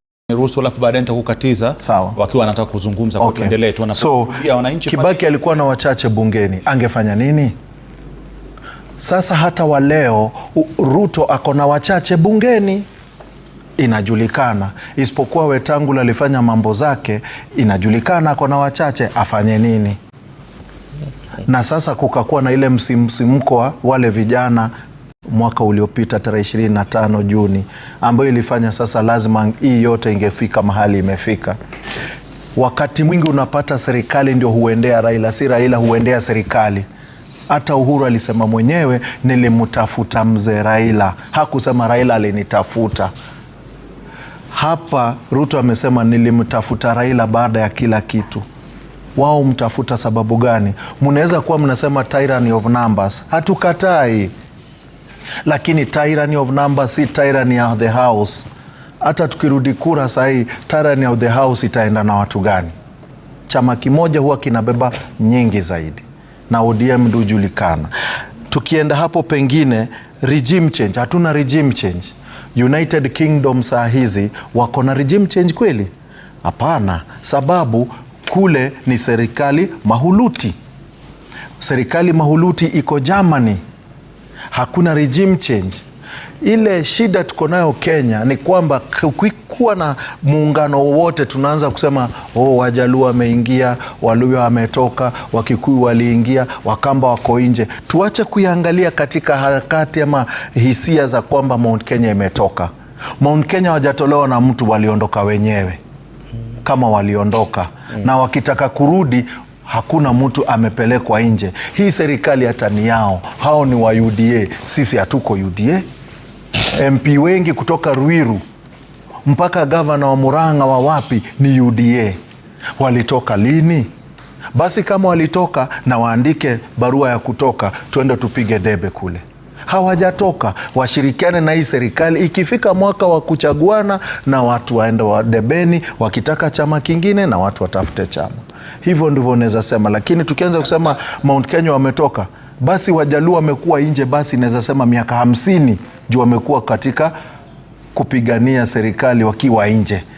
Barabara iliundwa na basi barabara ya Luoland iliundwa na nani? Kwa sababu nafikiri kama tumeweza kuzungumza, kuna ule ushawishi wa ngome, ushawishi wa kieneo, na kama alivyosema yeye profesa alivyochanganua siasa ni kwamba watu wa mlima wajipange, kama alivyozungumza. Wajipange na afiche kimtazamo wake, watu wajipange ni ile. Lakini katika swala la president, ndio swali moja. Juzi tuliona aliyekuwa naibu wa rais Rigathi Gachagua akikutana na wenzake akizungumza. Tulimsikia pia akasema kwamba Gema wakiungana vizuri tunaweza kuwa madarakani kwa miaka mingi tu. Nafikiri unaweza kusikia hizo kauli. Ile kama anamuuliza Eric, ile huwa ni sawa. Ule huwa ni sawa. Hii nyingine sio sawa. Anauliza labda pengine kimtazamo wako. Mimi kitu ya kwanza nitasema tyranny of numbers yenye profesa amesema. UDA imeungana na ODM. Lakini UDA ndio ikue chama iko na watu wengi sana, wanahesabu watu ya Mount Kenya. Because ilikuwa watu ya Rift Valley na watu ya Mount Kenya. Hao ndio wanaweza fanya ikue na watu wengi sana kwa UDA, because ilikuwa inasemekana ni chama ya Mount Kenya. Wakati imekuja tukatengeneza UDA. UDA watu ya Nyanza hawakuwa huko, watu ya Western hawakuwa huko, watu ya Wakamba hawakuwa huko. So ilikuwa ya tribe mbili. Na ile the biggest tribe ambao ni Mount Kenya already imeondoka. Meaning UDA haina watu. Unajua kwamba kuna magavana kutoka sehemu nyingine ambazo wako katika viti vyao na wabunge ambao wameshinda kupitia tiketi ya UDA, na sio kwamba wanatoka mlima. Kwa kusema kwamba wengine kwa kuwa wapo itakuwa uzungumzi. So manake najua watu wengi ambao wana wadhifa wa kuwa pale katika either katika county, katika bunge, katika senate ambao ni wa UDA lakini watoki mlima Kenya. Mimi nasema Rashid, mbunge ni mmoja. Na kama vile ulisikia profesa akisema, wakati Gachagua alifukuzwa, sijui kwa chama ya UDA, kwa serikali na nini, watu wananchi tulikuwa tumetoka already. Kwa hivyo yeye ndiye alitukuta. Na ndio unasikia akisimama anasema naomba msamaha kwa kuwapeleka mahali ambao haikufaa, hamukufurahia, kwa sababu yeye alijua watu walishatoka. Saa hii sisi tumemkubali kwa sababu hatuwezi mpiga. Saa hii tunaongea ile kitu mimi nakwambia hapa yenye inaendelea kwa hizi chama mbili. Wanasema wanaendelea vizuri sana kusema ni the biggest political party, lakini hii ni karata ambao wanatengeneza pale. Hiyo karata ndio mimi nilikuwa nangojea nisikie wakisema vizuri sana, sio ya hiyo serikali ingine, lakini ni ya serikali hiyo ingine. Mbona saa hii hauoni watu wote hapo? Mudavadi walishikana na chama ya UDA, kwa hivyo wako ndani ya UDA. Mbona hayuko hapo? Kwa hivyo hapa ni interest ya mtu, hiyo ndio mimi naweza sema. Kama hujagawiwa vizuri huwezi kuja hapo, because kuna watu wa ODM hawaja kuja hapa, kuna watu ya chama ya Mudavadi hawaja ingia hapo. Wamekuepo pale. Wamekuweko, lakini kuna wengine hata akina Baboino hawaja kuwa hapo. Ni wale tu wabuge ambao wamesiba vizuri. Pale inaenda na vile unaongea. Hii ni interest ya mtu wewe mwenyewe. Kulingana na vile kumekuwa hapa, inaenda. Kwani Sifuna si alikuwa hapa juzi akisema yeye hata afadhali aachwe peke yake? Mbona ni yeye anaweka hiyo? Unataka kuniambia tu ameambiwa amuka enda usaini hii kitu? Yeye mwenyewe kuna ile jia karata imetengenezwa vizuri, akaitwa akaambiwa ODM UDA. Leo ni leo. Leo ni leo. Wangapi wanataka kumsikia baba? Wangapi wanataka kusikia Rais Ruto? Your Excellency, Your Excellency, kwa haraka, tuko na viongozi wengi ambao wako hapa leo hii. Tuko na magavana, tuko na maseneta, tuko na wabunge, lakini zaidi tuko na wananchi ambao wamejazwa na furaha. Wananchi hao wamejazwa na furaha kwa sababu wanajua nchi yetu inahitaji umoja. Si ndio hiyo? Leo mmemaliza siasa za ukabila kwa kuja pamoja kwa ODM na UDA kukubaliana kufanya kazi pamoja. Tunataka Wakenya wote wawe kitu kimoja. Si ndio hiyo? Wangapi wanataka umoja ya Kenya yetu? Mnataka umoja uendelee namna hiyo? Kabisa.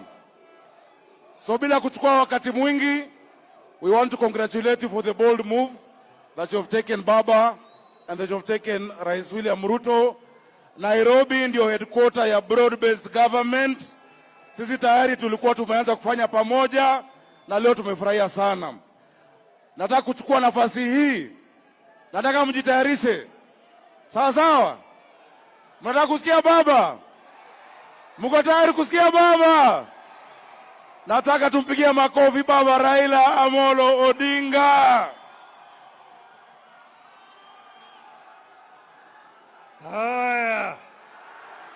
Haya. Vijana hoye. Vijana hoye. Nairobi hoye. Asanteni vijana. Vijana. Vijana. Tafadhali kae kimya hapa. Kae kimya hapa, kae kimya hapa. Kae kimya hapa. Kae kimya hapa.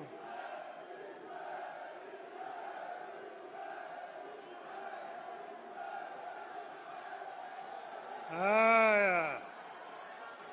Vijana mna furaha. Mna furaha. Jana nilikuwa na mkutano hapa. Vijana walikuwa wamejaa chungu mzima. Lakini niliwaambia sitaongea na nyinyi jana. Nilisema nitangoja mpaka kesho, sio? Hayawi, hayawi. Hayawi, hayawi. Hayawi, hayawi.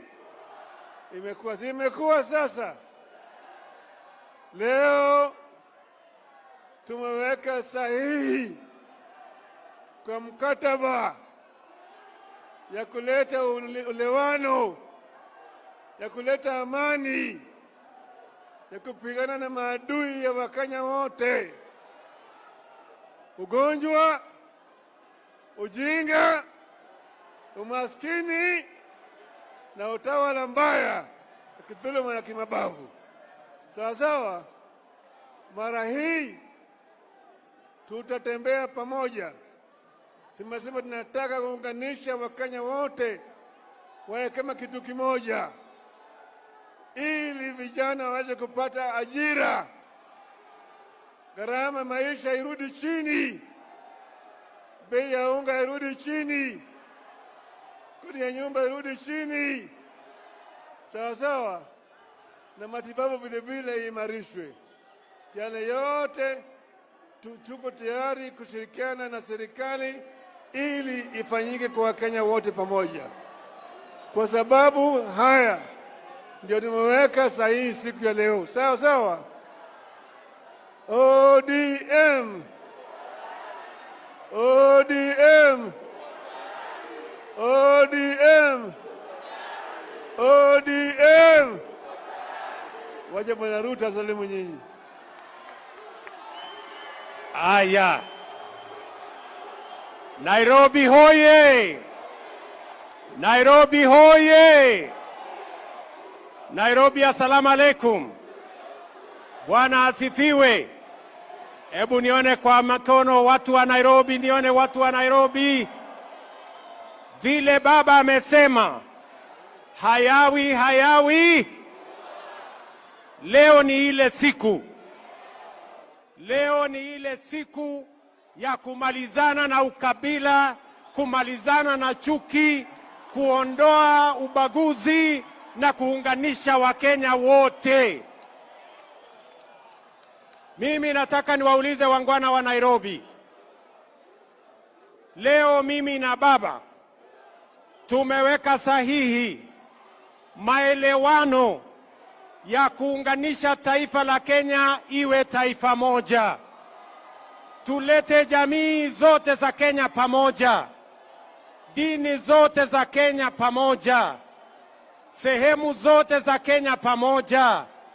Na wauliza watu wa Nairobi, munasema tuungane ama tutengane?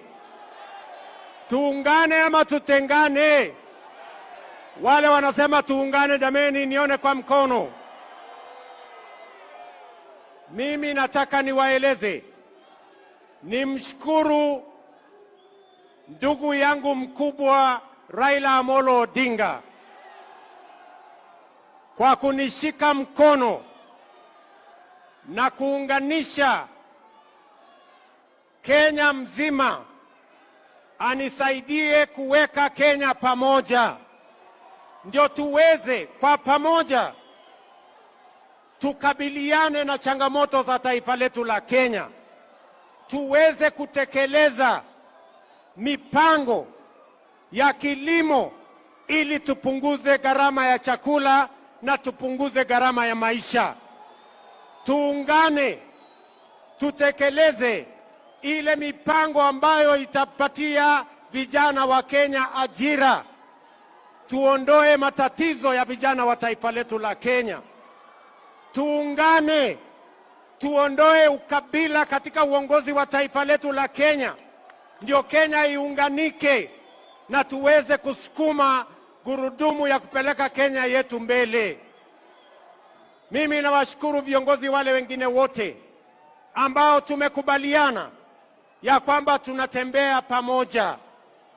Na wauliza ndugu zangu, ile mkataba tumeweka sahihi hapa leo, sio kwa manufaa ya mtu binafsi, sio kwa manufaa ya Raila Odinga ama William Ruto, ni kwa sababu ya manufaa na interest ya vijana wa Kenya, kina mama wa Kenya, watu wote wa Kenya. Tuweze kutembea pamoja, tuishi katika nchi yenye haina ubaguzi, tuishi kwenye nchi yenye iko na umoja, na tukabiliana na changamoto za Kenya, tupige hatua ya kwenda mbele kwa pamoja. Ndio leo jameni, tunakuja mbele yenu kuuliza ruhusa yenu. Watu wa Nairobi, mumekubali tuungane, tushirikiane, tufanye kazi kwa pamoja? Hebu nione wale wanasema tumekubaliana tuungane, tuungane, tuungane. Kwa hivyo asanteni sana. Leo tukisonga mbele, hii ni mkataba na makubaliano na ushirikiano wa kihistoria wa kuunganisha Kenya, ili yale mambo ambayo tumetafuta kuyatekeleza na kubadilisha nchi yetu yawezekane, ndio tuweze kupiga hatua ya kwenda mbele kama taifa. Asanteni sana, tunawapenda Kanairo. Tumekubaliana ya kwamba wiki ijayo kuanzia Jumatatu tutaenda katika miradi ya Nairobi County. Kuanzia ile Nairobi Rivers Commission tunaanza pale Jumatatu, tusafishe Nairobi River na tuhakikisha kwamba tunawapanga ajira vijana wa Nairobi. Asanteni sana, tunawapenda sana, tunawatakia baraka ya Mungu. Thank you very much.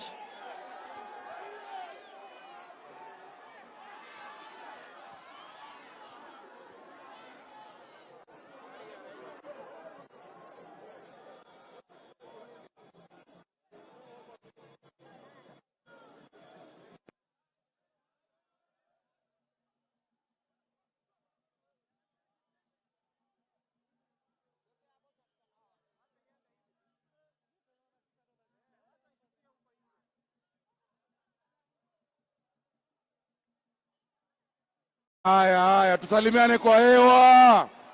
Nairobi oye! Kenya oye! ODM! UDA! Leo ni leo. Leo ni leo. Wangapi wanataka kumsikia baba? Wangapi wanataka kusikia Rais Ruto? Your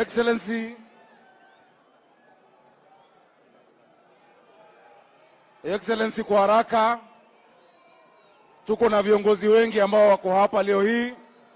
Tuko na magavana, tuko na maseneta, tuko na wabunge, lakini zaidi tuko na wananchi ambao wamejazwa na furaha. Wananchi hao wamejazwa na furaha kwa sababu wanajua nchi yetu inahitaji umoja. Si ndio hiyo? Leo mmemaliza siasa za ukabila kwa kuja pamoja kwa ODM na UDA kukubaliana kufanya kazi pamoja. Tunataka Wakenya wote wawe kitu kimoja, si ndio hiyo? Wangapi wanataka umoja ya Kenya yetu? Mnataka umoja uendelee namna hiyo? Kabisa. So bila kuchukua wakati mwingi, we want to congratulate you for the bold move that you have taken Baba and that you have taken Rais William Ruto. Nairobi ndio headquarter ya broad-based government. Sisi tayari tulikuwa tumeanza kufanya pamoja na leo tumefurahia sana. Nataka kuchukua nafasi hii. Nataka mjitayarishe. Sawa sawa? Mnataka kusikia baba? Mko tayari kusikia baba? Nataka tumpigie makofi baba Raila Amolo Odinga. Haya. Vijana hoye! Vijana hoye! Nairobi hoye! Asanteni vijana. Vijana. Tafadhali kae kimya hapa. Kae kimya hapa.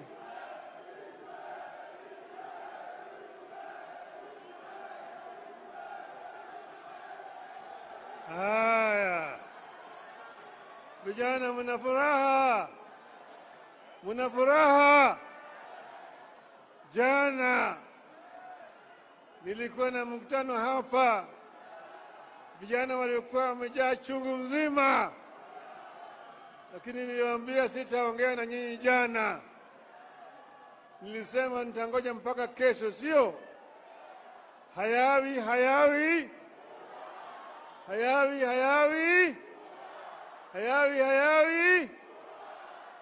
Imekuwa sasa. Leo tumeweka sahihi kwa mkataba ya kuleta ulewano ya kuleta amani, ya kupigana na maadui ya Wakenya wote: ugonjwa, ujinga, umaskini na utawala mbaya, kidhuluma na kimabavu. Sawa sawa. Mara hii tutatembea pamoja. Tumesema tunataka kuunganisha Wakenya wote wawe kama kitu kimoja, ili vijana waweze kupata ajira, gharama maisha irudi chini, bei ya unga irudi chini, kodi ya nyumba irudi chini. Sawa sawa. Na matibabu vile vile imarishwe. Yale yote tuko tayari kushirikiana na serikali ili ifanyike kwa Wakenya wote pamoja. Kwa sababu haya ndio tumeweka sahihi siku ya leo. Sawa sawa. ODM, ODM, ODM, ODM. Waje Bwana Ruto asalimu nyinyi. Aya. Nairobi hoye! Nairobi hoye! Nairobi, assalamu alaikum. Bwana asifiwe. Hebu nione kwa mkono watu wa Nairobi, nione watu wa Nairobi. Vile baba amesema, hayawi hayawi. Leo ni ile siku. Leo ni ile siku ya kumalizana na ukabila, kumalizana na chuki, kuondoa ubaguzi na kuunganisha Wakenya wote. Mimi nataka niwaulize wangwana wa Nairobi. Leo mimi na baba tumeweka sahihi maelewano ya kuunganisha taifa la Kenya iwe taifa moja. Tulete jamii zote za Kenya pamoja, dini zote za Kenya pamoja, sehemu zote za Kenya pamoja. Na wauliza watu wa Nairobi, munasema tuungane ama tutengane? Tuungane ama tutengane? Wale wanasema tuungane, jameni, nione kwa mkono. Mimi nataka niwaeleze, nimshukuru ndugu yangu mkubwa Raila Amolo Odinga kwa kunishika mkono na kuunganisha Kenya mzima, anisaidie kuweka Kenya pamoja, ndio tuweze kwa pamoja tukabiliane na changamoto za taifa letu la Kenya, tuweze kutekeleza mipango ya kilimo ili tupunguze gharama ya chakula na tupunguze gharama ya maisha. Tuungane, tutekeleze ile mipango ambayo itapatia vijana wa Kenya ajira. Tuondoe matatizo ya vijana wa taifa letu la Kenya. Tuungane, tuondoe ukabila katika uongozi wa taifa letu la Kenya, ndio Kenya iunganike na tuweze kusukuma gurudumu ya kupeleka Kenya yetu mbele. Mimi nawashukuru viongozi wale wengine wote ambao tumekubaliana ya kwamba tunatembea pamoja. Na wauliza ndugu zangu, ile mkataba tumeweka sahihi hapa leo, sio kwa manufaa ya mtu binafsi, sio kwa manufaa ya Raila Odinga ama William Ruto, ni kwa sababu ya manufaa na interest ya vijana wa Kenya, kina mama wa Kenya, watu wote wa Kenya. Tuweze kutembea pamoja, tuishi katika nchi yenye haina ubaguzi, tuishi kwenye nchi yenye iko na umoja, na tukabiliana na changamoto za Kenya, tupige hatua ya kwenda mbele kwa pamoja. Ndio leo jameni, tunakuja mbele yenu kuuliza ruhusa yenu. Watu wa Nairobi, mumekubali tuungane? tushirikiane, tufanye kazi kwa pamoja. Hebu nione wale wanasema tumekubaliana, tuungane. Kwa hivyo asanteni sana. Leo tukisonga mbele, hii ni mkataba na makubaliano na ushirikiano wa kihistoria wa kuunganisha Kenya, ili yale mambo ambayo tumetafuta kuyatekeleza na kubadilisha nchi yetu yawezekane, ndio tuweze kupiga hatua ya kwenda mbele kama taifa. Asanteni sana, tunawapenda Kanairo. Tumekubaliana ya kwamba wiki ijayo kuanzia Jumatatu tutaenda katika miradi ya Nairobi County. Kuanzia ile Nairobi Rivers Commission tunaanza pale Jumatatu, tusafishe Nairobi River na tuhakikisha kwamba tunawapanga ajira vijana wa Nairobi. Asanteni sana, tunawapenda sana, tunawatakia baraka ya Mungu. Thank you very much.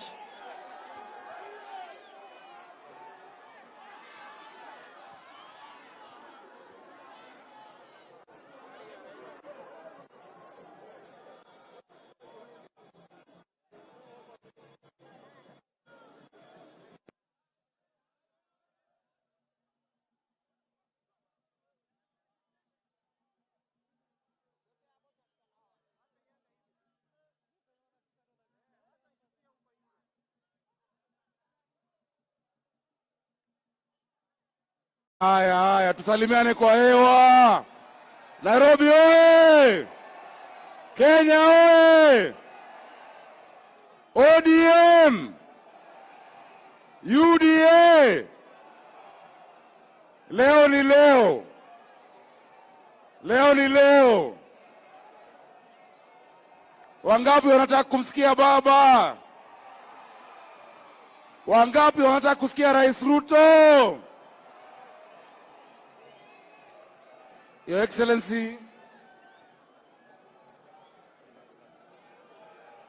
Excellency, kwa haraka, tuko na viongozi wengi ambao wako hapa leo hii. Tuko na magavana, tuko na maseneta, tuko na wabunge, lakini zaidi tuko na wananchi ambao wamejazwa na furaha. Wananchi hao wamejazwa na furaha kwa sababu wanajua nchi yetu inahitaji umoja, si ndio hiyo?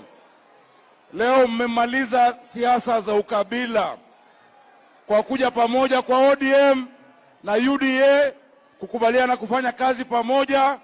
Tunataka Wakenya wote wawe kitu kimoja, si ndio hiyo? Wangapi wanataka umoja ya Kenya yetu? Mnataka umoja uendelee namna hiyo? Kabisa. So bila kuchukua wakati mwingi, we want to congratulate you for the bold move that you have taken Baba and that you have taken Rais William Ruto. Nairobi ndio headquarter ya broad-based government. Sisi tayari tulikuwa tumeanza kufanya pamoja na leo tumefurahia sana. Nataka kuchukua nafasi hii. Nataka mjitayarishe. Sawa sawa? Mnataka kusikia baba? Mko tayari kusikia baba? Nataka tumpigie makofi baba Raila Amolo Odinga.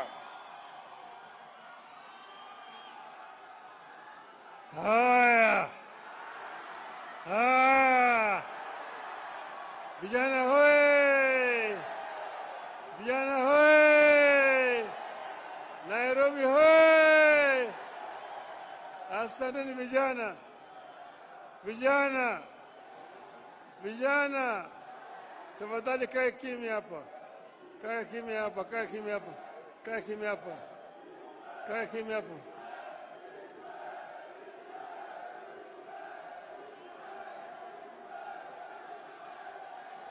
Haya. Vijana mna furaha. Jana nilikuwa na mkutano hapa. Vijana walikuwa wamejaa chungu mzima. Lakini niliwaambia sitaongea na nyinyi jana. Nilisema nitangoja mpaka kesho, sio? Hayawi. Hayawi. Imekuwa sasa. Leo tumeweka sahihi kwa mkataba ya kuleta ulewano, ya kuleta amani, ya kupigana na maadui ya Wakenya wote: ugonjwa, ujinga, umaskini na utawala mbaya, kidhuluma na kimabavu. Sawa. Mara hii tutatembea pamoja. Tumesema tunataka kuunganisha Wakenya wote wawe kama kitu kimoja, ili vijana waweze kupata ajira, gharama maisha irudi chini, bei ya unga irudi chini, kodi ya nyumba irudi chini, sawa, na matibabu vile vile imarishwe. Yale yote tuko tayari kushirikiana na serikali ili ifanyike kwa Wakenya wote pamoja. Kwa sababu haya ndio tumeweka sahihi siku ya leo. Sawa.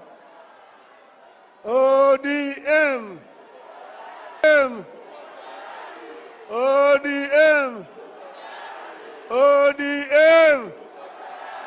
Waje Bwana Ruto asalimu nyinyi. Aya. Nairobi hoye! Nairobi hoye! Nairobi, assalamu alaikum. Bwana asifiwe. Hebu nione kwa mikono watu wa Nairobi. Siku leo ni ile siku ya kumalizana na ukabila, kumalizana na chuki, kuondoa ubaguzi na kuunganisha Wakenya wote. Mimi nataka niwaulize wangwana wa Nairobi. Leo mimi na baba tumeweka sahihi maelewano ya kuunganisha taifa la Kenya iwe taifa moja. Tulete jamii zote za Kenya pamoja, dini zote za Kenya pamoja, sehemu zote za Kenya pamoja. Na wauliza watu wa Nairobi, munasema tuungane ama tutengane? Tuungane ama tutengane? Wale wanasema tuungane, jameni, nione kwa mkono. Mimi nataka niwaeleze, nimshukuru ndugu yangu mkubwa Raila Odinga